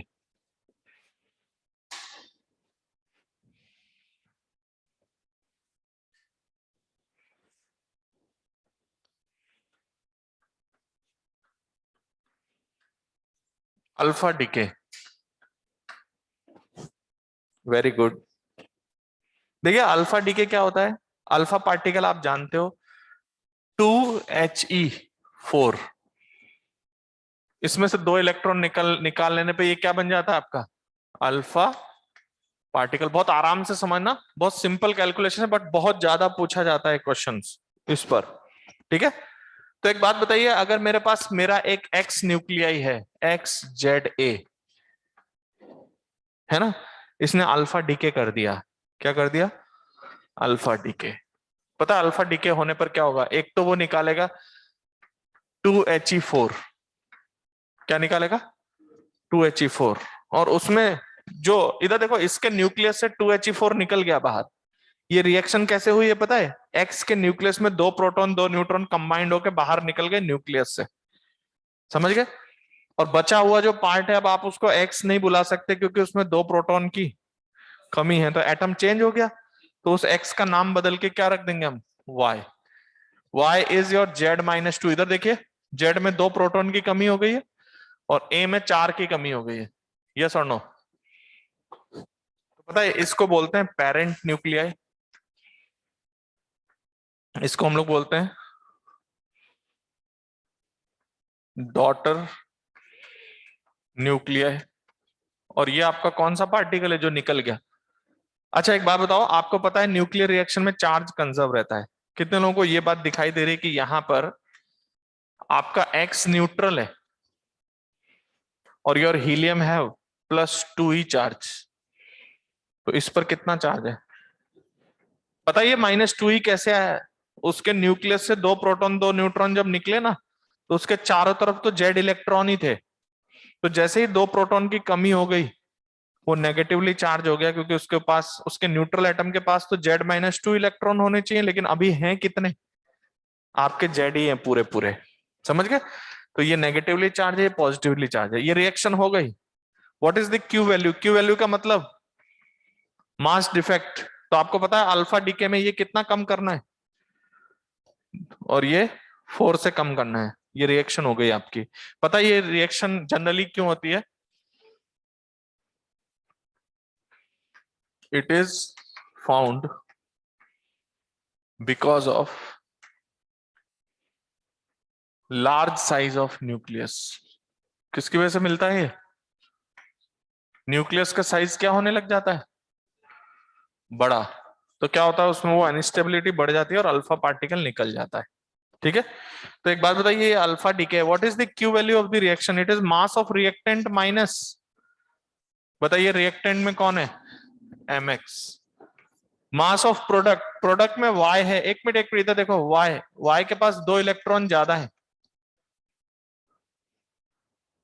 Plus mass of helium, इसमें 2 इलेक्ट्रॉनों की कमी है, क्योंकि आपको पता है कि जो आपका अल्फा पार्टिकल है उसमें 2 इलेक्ट्रॉन की कमी है, × c²। तो ये कट जाएगा। Then what is your Q value? Mx minus My minus Mhe into c²। समझ में आएगा? This is the Q value of the reaction. समझ में आया? अच्छा, इसी क्यू वैल्यू को एक और तरीके से लिख रहा हूं मैं, binding energy of product minus reactant. तो binding energy of helium plus binding energy of y minus binding energy of x, this is what Q value of this reaction. ये वो अमाउंट बता रहा है जो मास डिफेक्ट से आएगा। इसका हुआ क्या वो अभी अभी मैंने सिखाया है थोड़ी देर पहले कि this is kinetic energy of product minus kinetic energy of reactant. पहले इतना नोट करिए और एक बार मुझे रिप्लाई भी कर दो। मैंने सिंपल सी चीज लिखी है, कुछ नयापन नहीं है, सिर्फ एक हीलियम आपने निकाल दिया। देखिए एक स्टूडेंट पूछ रहे हैं कि सर ये -2e कैसे हुआ। तो मेरा जो x है ना, x के चारों तरफ z z इलेक्ट्रॉन है। बताओ उसमें से 2 प्रोटॉन और 4 न्यूक्लियन, मतलब 2 प्रोटॉन 2 न्यूट्रॉन चले गए। तो यहां पर z-2 प्रोटॉन है ना, जबकि x ही है ये। लेकिन x को हम y, अब हम x क्यों नहीं बुला सकते, क्योंकि उसमें 2 प्रोटॉन की, लेकिन उसके चारों तरफ इलेक्ट्रॉन तो अभी भी x थे। तो क्या वो y के कंपैरिजन में उसके पास 2 इलेक्ट्रॉन ज्यादा हैं? क्योंकि y के न्यूट्रल एटम के पास z-2 इलेक्ट्रॉन होने चाहिए, जबकि अभी चारों तरफ कितने, 2 ज्यादा हैं, इसलिए ये नेगेटिवली चार्ज्ड है। ओके,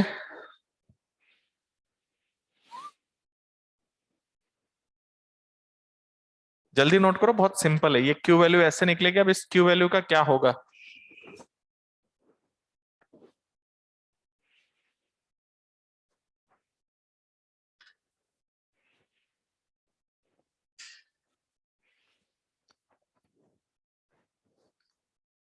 जनरली अल्फा ठीक है ना, लगभग 210 से ज्यादा वाले जो एटॉमिक मास नंबर होते हैं वो प्रोड्यूस करते हैं, 210 से ज्यादा वाले। बट क्वेश्चन में आपको कुछ भी दे वो आपको यूज करना है।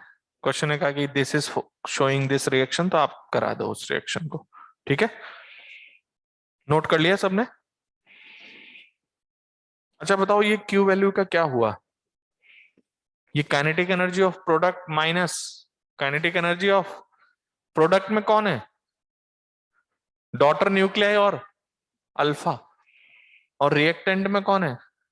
एक्स। अब पता है जब तक आपको क्वेश्चन में कभी कुछ नहीं कहा जाएगा, इवन मैं आपको बता दूं 99.99% आपका पेरेंट न्यूक्लियर रेस्ट पे दिया होगा।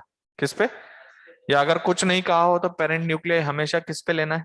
रेस्ट पे। तो एक बार बताइए, अगर पेरेंट न्यूक्लियर रेस्ट पर है, समझना इसमें से ऐसा अल्फा भागेगा तो आपका क्या डॉटर न्यूक्लियर पीछे की ओर रिकॉइल करेगा?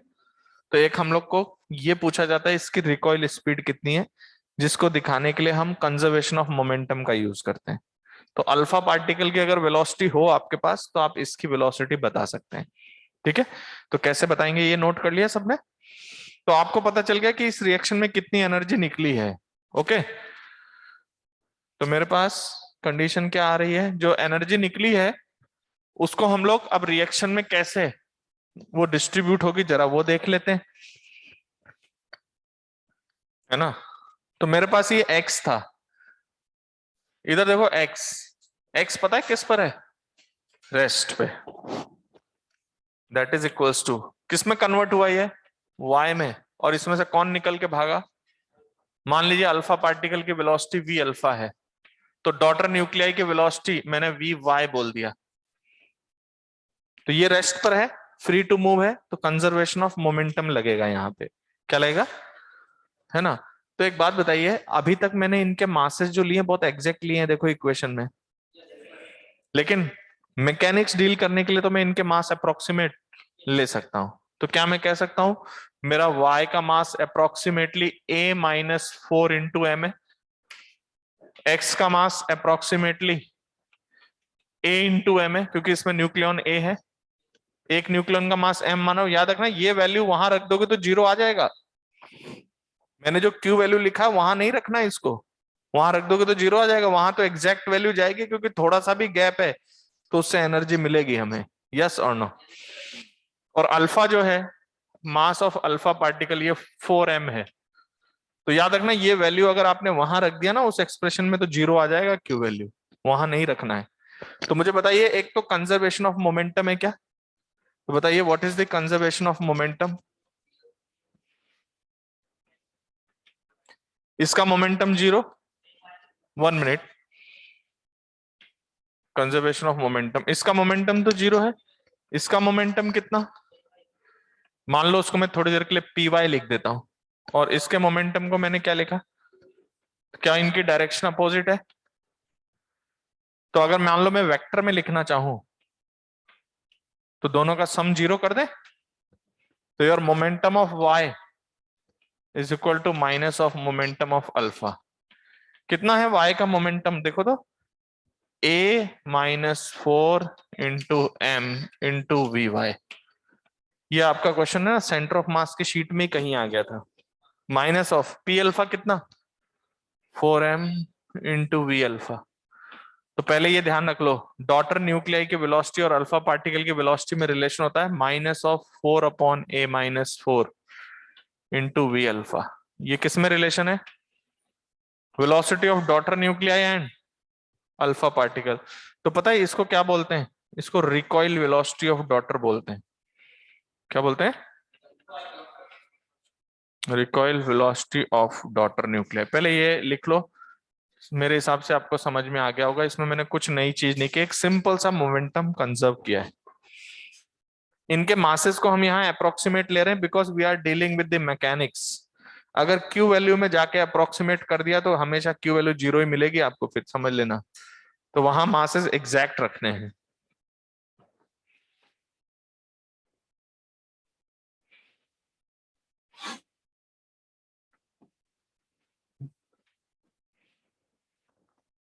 फोर अपॉन a-4, ए क्या है? Atomic mass number of parent nuclei.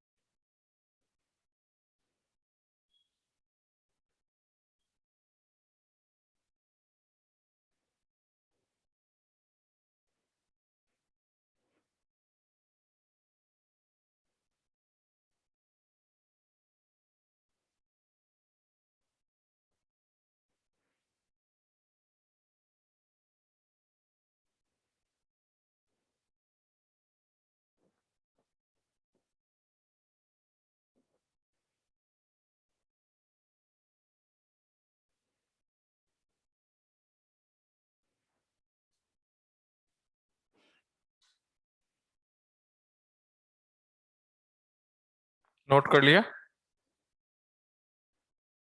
एक बार सभी लोग रिप्लाई करें, ऑनलाइन भी नोट कर लिया सबने?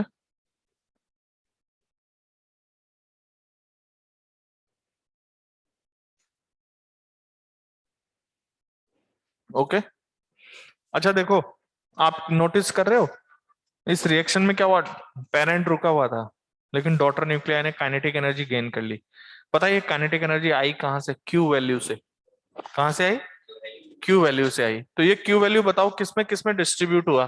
तो अगर मेरे से कोई पूछे कि what is the Q value, तो वो हम पीछे निकाल चुके हैं।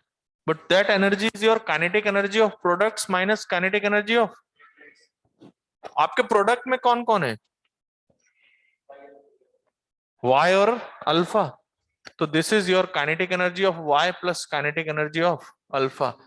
यानी काइनेटिक एनर्जी और y और अल्फा का जो सम होगा वो क्यू वैल्यू के बराबर होगा, क्योंकि your parent nuclei is at rest. पहली बात समझ में आई? अच्छा, अब ये तो आपके पास क्यू वैल्यू का बंटवारा हो गया इन दोनों में। अब कितना कितना ये दोनों ले गए, उसके लिए ये रिलेशन आपके पास है। मोमेंटम बराबर है दोनों का। क्या दोनों का मोमेंटम मैग्नीट्यूड में बराबर है? तो आपको पता है कि डॉटर न्यूक्लियाई के मोमेंटम का मैग्नीट्यूड और अल्फा पार्टिकल के मोमेंटम का मैग्नीट्यूड बराबर है। तो क्या मैं इसको ऐसे लिख सकता हूं? √2 my/ky equals to √2m alpha K alpha. मुझे पता है मोमेंटम कंजर्व करने के हिसाब से दोनों ले जाएंगे काइनेटिक एनर्जी। यस और नो? ठीक है। तो जब आप इसको देखेंगे तो आपके पास रिलेशन आएगा m/ky equals to m alpha कितने लोगों को ये बात दिख रहा है कि जो भारी होगा वो काइनेटिक एनर्जी कम ले जाएगा? तो भारी कौन है? वाई भारी है, और डॉटर न्यूक्लियाई हल्का है। तो डॉटर न्यूक्लियाई का मास कम है, तो काइनेटिक एनर्जी डॉटर न्यूक्लियाई ज्यादा ले जाएगा। और सोचो सिंपली, अगर मान लो इसका मैं एटॉमिक मास नंबर 240 दे देता हूं, तो ये जो है 240 का है, तो ये 236 का ये हुआ, ये 4 का हुआ। तो आप समझ सकते हो कि कितनी ज्यादा काइनेटिक एनर्जी लेके जाएगा। तो सारा का सारा एनर्जी ऑलमोस्ट कौन ले जाता है? हालांकि मैं आपको कैलकुलेट करके बताऊंगा, ये किसी को नहीं कहना है कि सारा ले जाता है, ऑलमोस्ट मैक्सिमम पार्ट कौन ले जाता है? अल्फा। अब ये कितना ले जाएगा, तो मेरे पास दो रिलेशन है। कितने लोगों को दिखता है कि we have to simultaneous equation, यहां से के वाई की वैल्यू के अल्फा के टर्म में डाल दो, के अल्फा आ जाएगा। तो ध्यान से देखना, what is your K alpha? K alpha would be M Y Q upon M alpha plus M Y. And what is your kinetic energy of daughter nuclei? बहुत सारे क्वेश्चन आते हैं इस पे, इसलिए ये वेरी वेरी इंपॉर्टेंट डाल लेना। M alpha Q upon M alpha plus M Y. बताइए ये होगा क्या? और अब आपको इस टर्म में भी याद नहीं करना है, पता है कैसे? आपको पता है एम अल्फा कितना दिया है मैंने? 4m। और एम वाई कितना दिया? a minus 4m। तो यहां से मेरे पास के अल्फा कितना आ रहा है? M Y a minus 4/a into q, और k of daughter nuclei is 4/a into q। ये फॉर्मूला याद कर लोगे क्या? इसको रट लेना कि अल्फा की एनर्जी कितनी? a minus 4/a into q, और डॉटर कितना? और आपको पता है आपका जो अल्फा पार्टिकल है वो बहुत ज्यादा एनर्जी ले जाएगा, के अल्फा डॉटर न्यूक्लियाई से काफी ज्यादा होगा। क्योंकि अगर मान लो ए की वैल्यू 200 ले लो, तो ये है 196/200, जबकि ये 4 तो आप देख सकते हो यार के अल्फा इज ग्रेटर देन के वाई। यस और नो? तो ये फाइनल फॉर्मूला याद रखना आपको। ये पता है ये कैसे यूज होता है? मैं आपको क्यू वैल्यू दे दूंगा, ए दे दूंगा, और मैं आपसे पूछूंगा कि बताइए अल्फा की एनर्जी कितनी, डॉटर न्यूक्लियाई की एनर्जी कितनी। ओके, आप चाहो तो डायरेक्ट फाइनल फॉर्मूला भी लिख सकते हो, पर मैंने फाइनल फॉर्मूला से पहले उसका पूरा प्रूफ लिखा है। लेकिन याद रखना, क्यू वैल्यू में कोई ऐसे मत रख देना M alpha M M Y के, ये मैं मैकेनिक्स में डाल रहा हूं ये वैल्यूज, लेकिन क्यू वैल्यू निकालते वक्त एग्जैक्ट आपको वैल्यूज लिखनी होंगी। यस और नो?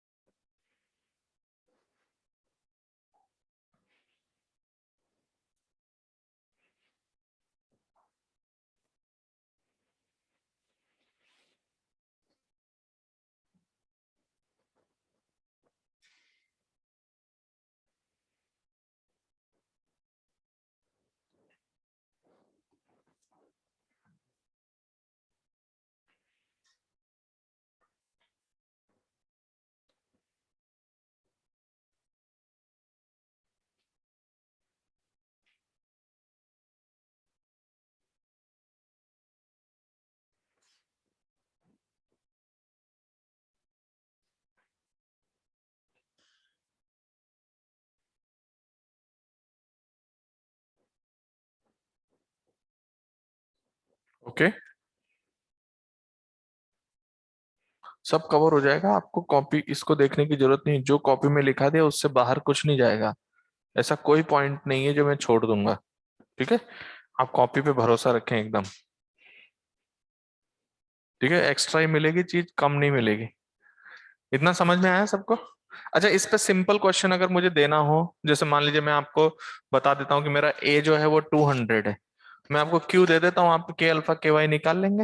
बात समझ गए? ऐसे फॉर एग्जाम्पल मैं लिख रहा हूँ, मान लीजिए मेरे पास फॉर एग्जाम्पल ए है 200, और मैंने आपसे कहा कि और के alpha is 5.4 mega electron volt. बता सकते हो how much is the Q value? फटाफट बताइए, बस इस फॉर्मूले में रखना आपको।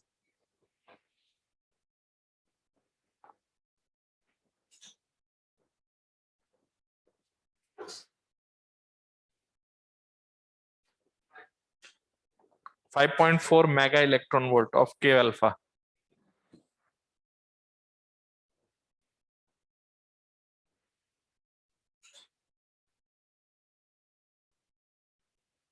सिंपल, ये रहा फॉर्मूला आपके सामने। ये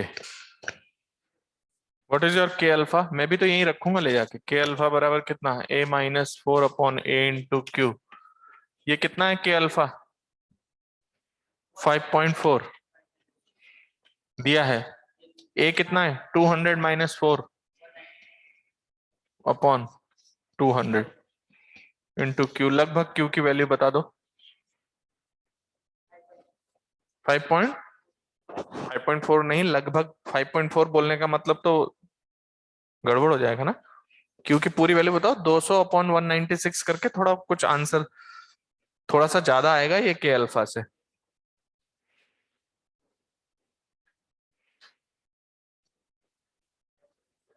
5.5 समथिंग समथिंग भी बता दो जरा।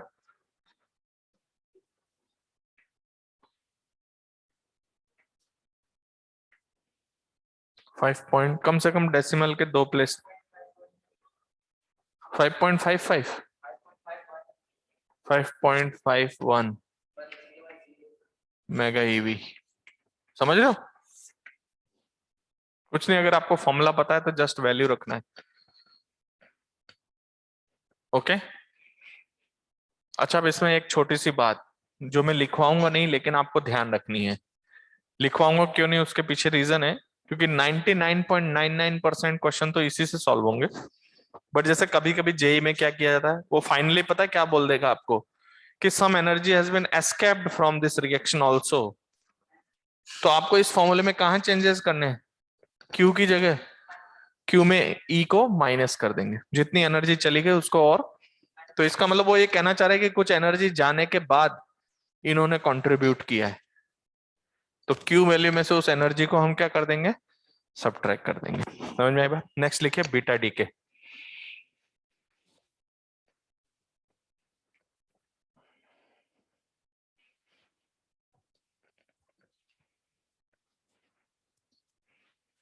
इनमें बहुत सारी फैक्ट चीजें होती हैं, इसलिए ध्यान से सुनना। बीटा डीके में फैक्ट बहुत सारा है।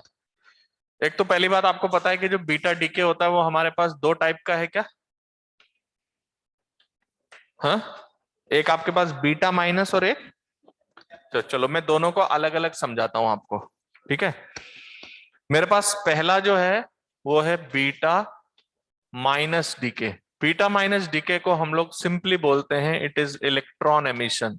क्या बोलते हैं? समझ गए? मतलब इलेक्ट्रॉन को ही बीटा कहा जाता है। बीटा माइनस किसको कहा जाता है? इलेक्ट्रॉन को ही। लेकिन उस इलेक्ट्रॉन को बीटा माइनस हम लोग तब कहते हैं जब वो आपका इलेक्ट्रॉन एक हाई एनर्जी पे होता है और न्यूक्लियस से निकल के आता है। कहां से?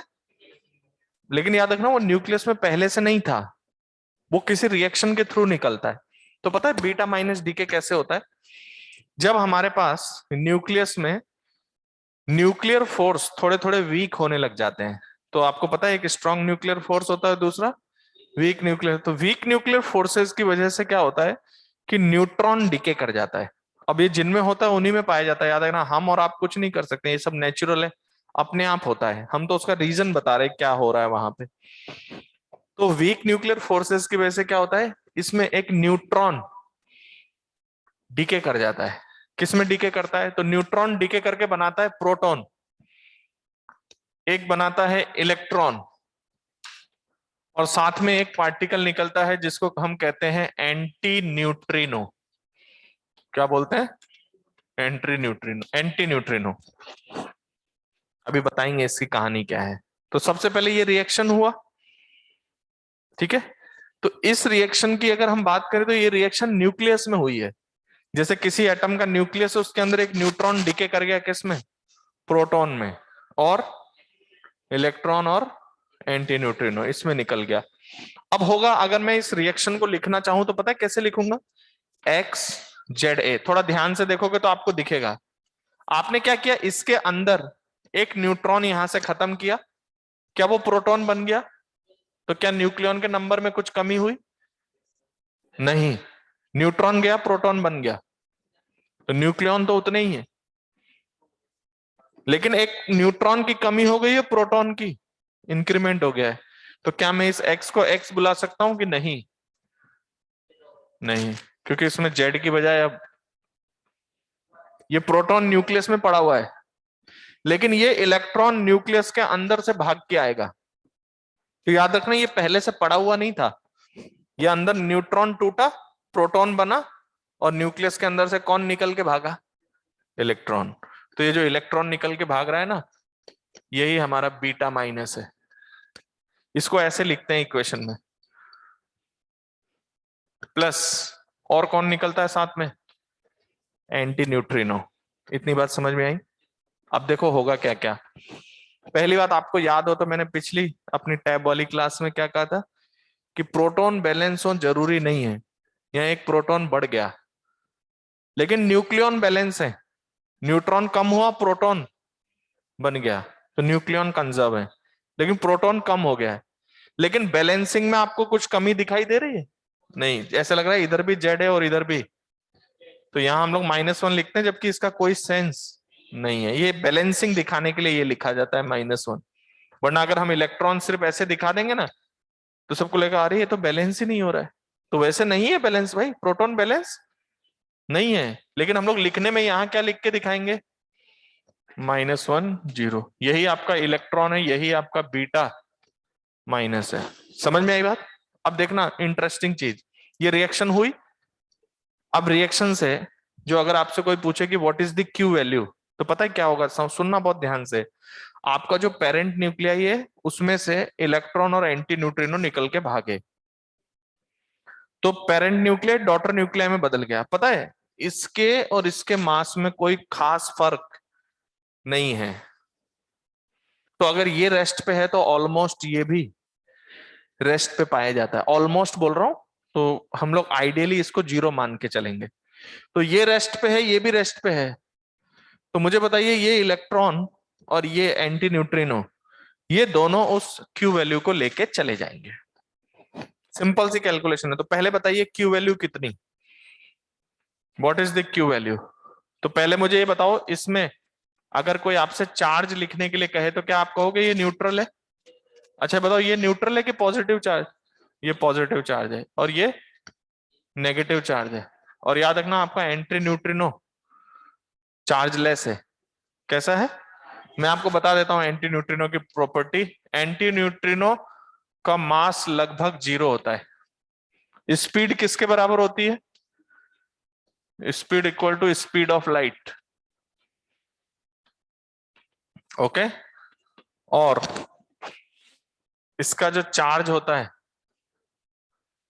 वो 0 होता है, लेकिन इसका स्पिन पाया जाता है। क्या पाया जाता है? स्पिन। स्पिन हमारे वैसे सिलेबस में नहीं है, लेकिन इसका स्पिन होता है, स्पिन करता है। समझ में आई बात? तो वो दिखाना जरूरी है। तो मुझे बताइए, हमने हमारा जो एंटी न्यूट्रिनो है ना, उसको मासलेस पार्टिकल है, वो क्या है? कुछ लोग सोचते हैं ये फोटोन है, क्योंकि सिंबल थोड़ा ऐसा ही है ना, लेकिन ये फोटोन नहीं है। ये क्या है? मासलेस पार्टिकल है। समझ में आई बात? तो ये इसका मास बहुत कम है, तभी हम बोल रहे हैं इसकी स्पीड बहुत ज्यादा है, ताकि ये कुछ एनर्जी ऑक्यूपाई कर सके। तो मुझे बताइए what is my Q value of the reaction? Mass of reactant minus product. तो mass of reactant mx minus mass of product में कौन है? y में एक इलेक्ट्रॉन की कमी है, तो my में एक इलेक्ट्रॉन की कमी है, और ये तो खुद एक इलेक्ट्रॉन के बराबर मास है क्योंकि खुद इलेक्ट्रॉन है। और एंटी न्यूट्रिनो मासलेस है, तो हमने उसको यहां पर जगह नहीं दी है, इनटू c²। तो your Q value is what? mx minus my into c²। This is the Q value of the reaction. समझ में आई बात? और पता है ये क्यू वैल्यू कौन ले जाएंगे? ध्यान रखना, this Q value is taken by and beta minus and anti neutrino, ये दोनों ले जाएंगे क्योंकि आपका पेरेंट न्यूक्लियर और डॉटर न्यूक्लियर ऑलमोस्ट रेस्ट पे ही रहेगा। बहुत हैवी है, ये दोनों निकल के भागेंगे, ये बहुत हल्के मासेस है, तो ये दोनों काइनेटिक एनर्जी पूरी ले जाते हैं। अब पता है इसमें भी एक और दिक्कत है, चलो दोनों मिलके तो क्यों ले गए, लेकिन कौन कितना ले गया इसका कोई हमारे पास कैलकुलेशन नहीं है। तो पता है इसके प्रैक्टिकल ऑब्जर्व किया हमने, प्रैक्टिकली क्या होगा देखें। तो प्रैक्टिकली देखने पे पता है क्या मिला कि बीटा माइनस कितनी भी एनर्जी ले जा सकता है जीरो से क्यू में, मतलब वो Q/3 भी ले जा सकता है, कभी Q/2 भी ले जा सकता है, कभी Q/5 भी ले सकता है, कभी Q/8 भी ले जा सकता है, मतलब इस Q के अंदर अंदर कितनी भी एनर्जी बीटा माइनस लेके जा सकता है। तो इसका मतलब ये हुआ कि इस Q में से कितनी भी एनर्जी ये भी लेके जा सकता है। ये मैं कहां से बता रहा हूं, मेरे सपने में नहीं आया है, ये ऑब्जर्वेशन हुई कि जब हमने बहुत सारे पार्टिकल रख के देखे तो Q वैल्यू एक डेफिनेट एनर्जी के नहीं आ रहे थे, अलग अलग एनर्जी के आ रहे थे हमारे पास बीटा माइनस और एंटी न्यूट्रिनो भी। तो यहां ध्यान रखिएगा, they have the continuous spectrum, beta minus की एनर्जी जीरो से क्यू तक कुछ भी हो सकती है और एंटी न्यूट्रिनो की भी एनर्जी जीरो से क्यू तक। हाँ, किसी पर्टिकुलर एटम से जितना ये ले जाएगा बचा हुआ ये ले जाएगा, फिर किसी दूसरे एटम से ये ले जाएगा, फिर बचा हुआ ये ले जाएगा, लेकिन ये कितना ले जाएगा, ये जीरो से क्यू तक कुछ भी ले जा सकता है, और एंटी न्यूट्रिनो भी जीरो से क्यू तक कुछ भी ले जा सकता है। तो कभी हम अगर इसका स्पेक्ट्रम बनाने के लिए कहें ना बीटा माइनस का, तो कभी आप देखोगे ऐसे होगा कि जैसे नंबर वर्सेस एनर्जी की बात करें तो वो ग्राफ्स आपको कुछ इस तरह से दिखाई देते हैं ऐसे। ये क्या बताता है कि जीरो से लेके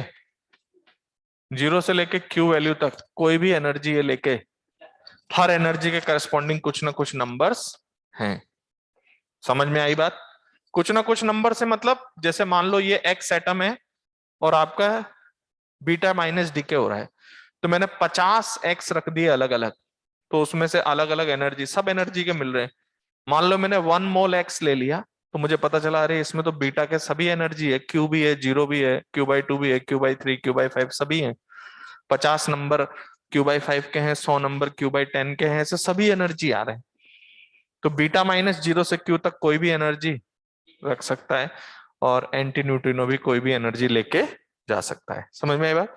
अब इसमें एक इंटरेस्टिंग चीज है कि ये जो तीसरा पार्टिकल पता है बाद में ऐड किया गया, मतलब पहले ऐड किया गया था एजम्पशन में कि ऐसा कुछ निकला होगा, फिर इसकी प्रॉपर्टीज जो मैं बता रहा हूं ये बाद में पता चली है। और ये जो प्रॉपर्टीज हैं वो इसके एजम्पशन के अकॉर्डिंग थी कि जब ये रिएक्शन परफॉर्म हुआ था ना, तो इस रिएक्शन में कुछ मोमेंटम गायब था, इस रिएक्शन में कुछ एनर्जी गायब थी, और इस रिएक्शन में कुछ एंगुलर मोमेंटम गायब था। तो पहले एज्यूम किया गया था कि ऐसा कोई पार्टिकल निकला होगा, और काफी सालों के बाद डिटेक्ट किया गया कि हाँ ऐसा कोई पार्टिकल है। मतलब मैं आपको बताता हूँ सिंपल, अगर आप इसको ना माने ना तो डाउट में जा रहे हैं, अरे अरे बीटा माइनस एनर्जी कम लेके आ रहा है, बाकी कहाँ गई? सिस्टम में एनर्जी कंजर्व नहीं हो रही है, सिस्टम में क्या कहते हैं एंगुलर मोमेंटम कंजर्व नहीं हो रहा है। समझ गए? सिस्टम में चार्ज कंजर्व है इसीलिए इसका चार्ज क्या दे दिया, लेकिन बाकी सारी प्रॉपर्टीज कंजर्वेशन लॉज के करस्पॉन्डिंग है, angular momentum, momentum and energy aspects को देखते हुए इसको इंक्लूड किया गया, और बाद में ऐसा पार्टिकल डिटेक्ट हुआ कि ये निकलता है। तो याद रखिएगा, your anti neutrino is a massless particle. कैसा पार्टिकल है ये? पार्टिकल है। तो ये बीटा माइनस डीके लिख लीजिए। इसमें जानना क्या है आपको, आप अपने आप क्या नहीं लगा सकते, आपको पता है कि क्यू वैल्यू तो ये आ जाएगी चलो, लेकिन क्यू वैल्यू का बंटवारा इन दोनों में होगा, और ये भी कितनी भी वैल्यू ले जा सकता है और ये भी कितनी भी वैल्यू ले जा सकता है। फटाफट नोट करिए, this is your beta minus DK.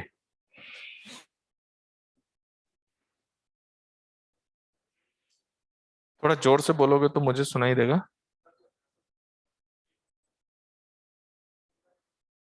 ले जा सकता है, प्रैक्टिकली ऑब्जर्व हुआ, हम क्या करें? समझ रहे हो कि नहीं? पूरी बीटा माइनस ले जा सकता है, तो एंटी न्यूट्रिनो उससे जो निकलेगा वो जीरो जीरो एनर्जी का होगा। हाँ, समझ गए? तो दिस इज द प्रैक्टिकल। यहां पर आके हम प्रैक्टिकल पे आधारित हो गए, क्योंकि अब हमारे पास आगे कोई कैलकुलेशन का आधार नहीं बचा। जैसे अल्फा में हमने फिक्स वैल्यू दे दी है डॉटर को और अल्फा को, कैलकुलेशन के हिसाब से इतना डॉटर न्यूक्लियर ले जाएगा, इतना अल्फा, लेकिन यहाँ पर कुछ नहीं है, यहाँ कुछ भी ले जा सकते हैं ये इनके खुद के ऊपर डिपेंड करता है। हम और आप कुछ नहीं कर पाएंगे इसमें, हम बस देख सकते हैं कौन कितना ले गया।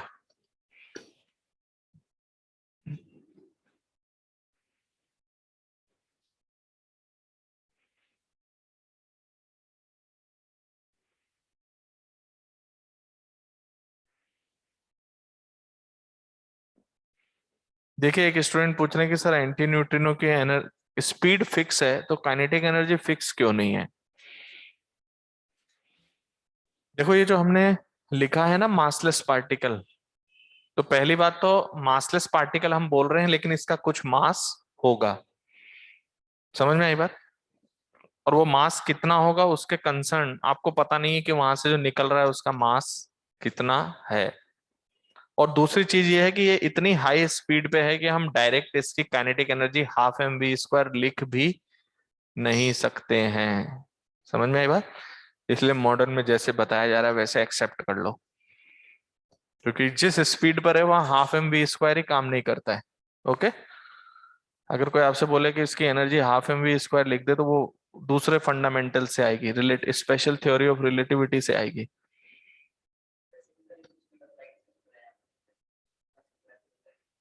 नहीं बात क्यों नहीं कर सकते, ये चल रहा है ना।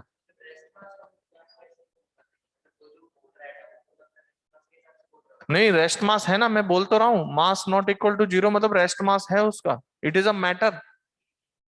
क्या लिखा है देखो, मासलेस पार्टिकल बोल रहा हूं मैं उसको, हाँ उसका रेस्ट मास है। नहीं वेरिएबल मास मत बोलो उसको, वो बोलो उसका मास उसकी स्पीड पर डिपेंडेंट होगा और उसके करस्पॉन्डिंग वो एनर्जी एग्जिबिट करेगा, लेकिन उसकी value half m v square नहीं होगी। आगे जाके आप देखोगे तो उसकी एनर्जी कुछ और लिखी जाएगी। ओके, अच्छा देखो मैं इसी में कंप्लीट कर दूंगा बीटा प्लस डी के एक लाइन में, आप लोग स्क्रीनशॉट ले लेना सभी लोग, ठीक है। मैं फटाफट इसको कंप्लीट करता हूं।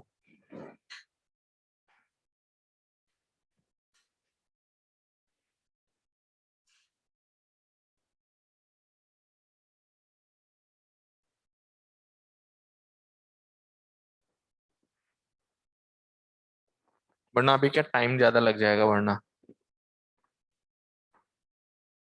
सिर्फ आपको स्क्रीनशॉट लेना, चेंजेस कुछ भी नहीं है, बस एक छोटा सा चेंज है। बताइए अगला एमिशन कौन सा, बीटा प्लस।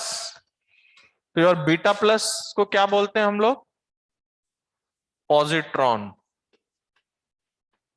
समझ में आई बात। पॉजिट्रॉन, पॉजिट्रॉन पता है बीटा प्लस पार्टिकल। तो बीटा प्लस याद रखना, इसका मास तो इलेक्ट्रॉन के बराबर होता है लेकिन इसका चार्ज क्या होता है, प्लस ई। पता है ये एंटी पार्टिकल है बीटा माइनस का।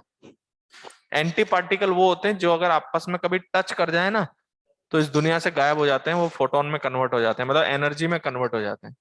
तो एंटी पार्टिकल्स वो होते हैं जो आपस में टकराने पे क्या करें, गायब का मतलब उनका मास दुनिया से खत्म हो जाए। तो बीटा प्लस जो है ना वो बीटा माइनस का क्या है, एंटी पार्टिकल। अब पता है रिएक्शन क्या होगी, मैं बताता हूं। रिएक्शन होगी ये, न्यूक्लियस में एक प्रोटॉन टूटेगा, वो न्यूट्रॉन बनाएगा, एक बीटा प्लस बनाएगा और साथ में निकालेगा न्यूट्रिनो। क्या निकालेगा, तो ये एंटी न्यूट्रिनो की जगह कौन निकला, न्यूट्रिनो निकला। इसके ऊपर से ये बार हटा दो, प्रॉपर्टी सारी एज इट इज है, लेकिन यहां पर बीटा माइनस की जगह बीटा प्लस, इस पे चार्ज प्लस ई। अच्छा एक्स में से एक प्रोटॉन की कमी आ गई है, एक न्यूट्रॉन बन गया है, तो जेड की जगह जेड माइनस वन। तो ये जेड माइनस वन होने का मतलब एक प्रोटॉन बढ़ा है क्या, एक प्रोटॉन कम हो गया है। तो ये y में हम लिखेंगे जेड माइनस वन, एक प्रोटॉन कम हो गया, ए उतना ही है, तो ये नेगेटिवली चार्ज हो जाएगा, ये पॉजिटिवली चार्ज। पता है यहां पर इक्वेशन क्या लिखूंगा मैं क्यू वैल्यू की, छोटा सा डिफरेंस आने वाला है बस। तो your Q value is what, mass of reactant minus mass of product, product में कौन है, वाई, वाई में एक इलेक्ट्रॉन ज्यादा है, तो एक इलेक्ट्रॉन ज्यादा है तो प्लस एम, और प्रोडक्ट में एक ऐसा पार्टिकल है जिसका मास मास ऑफ इलेक्ट्रॉन के बराबर है, यस और नो। तो your Q value is here. पिछले में फॉर्मूला था m x minus m by c square, यहां आएगा -2 me और आएगा, समझ में आई बात। और बाकी ये energy taken by beta plus an neutrino, समझ में आई बात। न्यूट्रिनो की भी वैसे की वैसी प्रॉपर्टी है जो एंटी न्यूट्रिनो की है। न्यूट्रिनो और एंटी न्यूट्रिनो एक दूसरे से अपोजिट स्पिन रखते हैं, क्या रखते हैं, अपोजिट। अगर एक ऐसे स्पिन करता है तो एक उसका उल्टा स्पिन करता है, ये फर्क होता है दोनों में। और एंटी पार्टिकल तो वो है ही एक दूसरे के, समझ में आया कि नहीं। तो प्रोटॉन न्यूट्रॉन बनाएगा तो एक प्रोटॉन कम हो जाएगा, न्यूट्रॉन बनने से ए में कोई चेंज, ये आपका नेगेटिवली चार्ज है, पॉजिटिवली चार्ज है, ये इसकी क्यू वैल्यू है, बात समझ गए। तो ये सारा आप यहाँ पर एक फोटो ले लें, स्क्रीनशॉट, ठीक है। एक छोटा सा पॉइंट ऐड कर रहा हूं, आप ध्यान रख सकते हो। मुझे बताइए अगर मैं आपसे कह दूं कि न्यूट्रिनो और एंटी न्यूट्रिनो का कुछ मास है, आईआईटी में आया है क्वेश्चन इसलिए मैं बोल रहा हूँ, वेरी वेरी इंपॉर्टेंट। उन्होंने क्या किया, न्यूट्रिनो का मास चाहे नेग्लिजिबल था पर दिया थोड़ा सा। मुझे बताइए ये किस जगह ऐड होगा, प्रोडक्ट में कि रिएक्टेंट में। भाई अगर मैं न्यूट्रिनो एंटी न्यूट्रिनो जो निकाल रहा हूं इस रिएक्शन में, वो किधर, रिएक्टेंट में कि प्रोडक्ट में, प्रोडक्ट में। रिएक्टेंट तो वो है, प्रोडक्ट में आएगा, यस और नो। प्रोडक्ट में ऐड करें, कहां ऐड करूं इसको, यहां। तो यहां ऐड करने का मतलब है कि माइनस बनेगा क्या कुछ। तो पहले के क्यू वैल्यू से अगर एंटी न्यूट्रिनो और न्यूट्रिनो का मास दें तो क्यू वैल्यू थोड़ी सी कम हो जाएगी कि बढ़ जाएगी, थोड़ी सी कम हो जाएगी। तो एक क्वेश्चन आएगा जेई एडवांस वाले एक्सरसाइज में, जेई एडवांस वाले एक्सरसाइज में, उसमें आपको दिया हुआ है कि क्यू वैल्यू जो है उसमें एंटी न्यूट्रिनो का मास दे दिया था आईआईटी में थोड़ा सा, चाहे वो नेग्लिजिबल है, तो जो क्यू वैल्यू पहले आ रही थी ना उससे क्यू वैल्यू में थोड़ी सी कमी कर दी जाएगी, बात समझ में आया कि नहीं। तो आज मैं होमवर्क ऐड कर दूं क्या।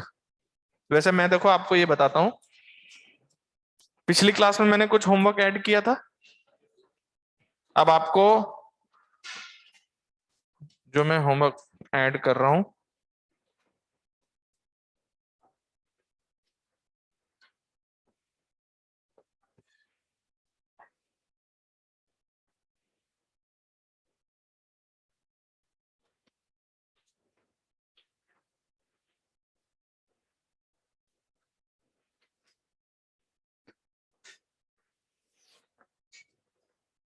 देखो एक काम करते हैं, मैंने जो पिछले क्लास में ऐड किया था उसके बाद आपको पता है क्या करना है, नेक्स्ट क्लास में तो जो होमवर्क दिया हुआ वही लेकर आना है।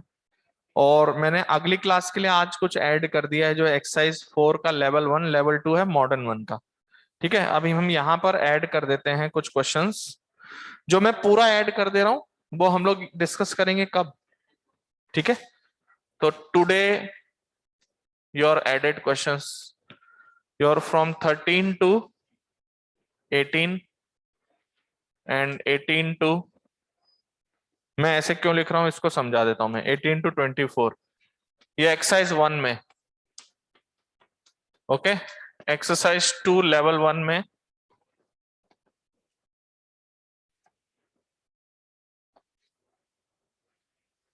सेवन से लेके 7 से 10 और 11 से 13, ओके। एक्सरसाइज 2 लेवल 2,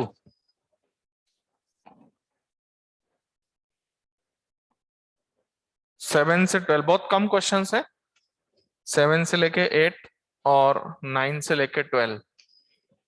और exercise 4 level 1 complete, exercise 4 level 2 complete. अब पहले ये समझ लो कि ये है क्या, क्योंकि बच्चे लोग घबरा जल्दी जाते हैं। पहली बात तो ये कुछ कुछ क्वेश्चंस हैं, ज्यादा नहीं है इसमें ना। आज ये मत अटेम्प्ट करना, आज मत करना, ये भी आज मत करना, और ये भी आज मत करना। ये रेडियो एक्टिविटी के करस्पॉन्डिंग है, हालांकि आप लोग फिजिकल केमिस्ट्री में पढ़ते हैं। आज क्या क्या अटेम्प्ट करोगे? ओके, और ये अटेम्प्ट आप करना शुरू कर दें। मतलब मेरा कहना है कि इन एक्सरसाइज में लॉ ऑफ रेडियो एक्टिविटी के अलावा सारे क्वेश्चन आप कर सकते हो। ठीक है, तो इनमें ये लॉ ऑफ रेडियो एक्टिविटी वाले हैं, इसको छोड़ के आप सारे कर लेना। और ये कल जब अपना अगला लेक्चर होगा उसमें आपका लॉ ऑफ रेडियो एक्टिविटी में पढ़ा दूंगा। तो ये सब जो अगली क्लास है सैटरडे, उसमें डिस्कस होगा। हाँ, गामा डीके में कुछ भी नहीं होता है, एक्स एक्स ही रहता है और गामा निकल जाता है। ठीक है, गामा डीके के एक आध क्वेश्चन दे दिए, उससे फर्क, दिक्कत मत करो, इतना छांटना पॉसिबल नहीं हो पाता है। ठीक है, तो इधर सुन लो, नेक्स्ट क्लास का होमवर्क तो वही है जो मैंने पिछले बार पीडीएफ में भेजा था, और उसके अगली क्लास का होमवर्क ये है, प्लस एक्सरसाइज 4 लेवल 1 लेवल 2, वो आपका। ठीक है, वो पूरा करना है, ध्यान रखना अपने पास समय नहीं है उसके बाद।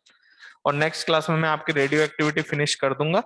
और तो ये मैंने अभी जो क्रॉस लगाए ना, ये अभी रेडियो एक्टिविटी के क्वेश्चन है, ये नेक्स्ट क्लास में करना, बट ये आपका सैटरडे का ये वाला डिस्कशन और ऐड होगा।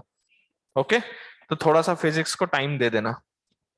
ओके, एटलीस्ट एक्सरसाइज 1, एक्सरसाइज 2 और एक्सरसाइज 4 का लेवल 1 ये आपका फिनिश होना चाहिए। ओके, एक बार मुझे रिप्लाई कर दो, सभी को समझ में आ गया? Okay, thank you.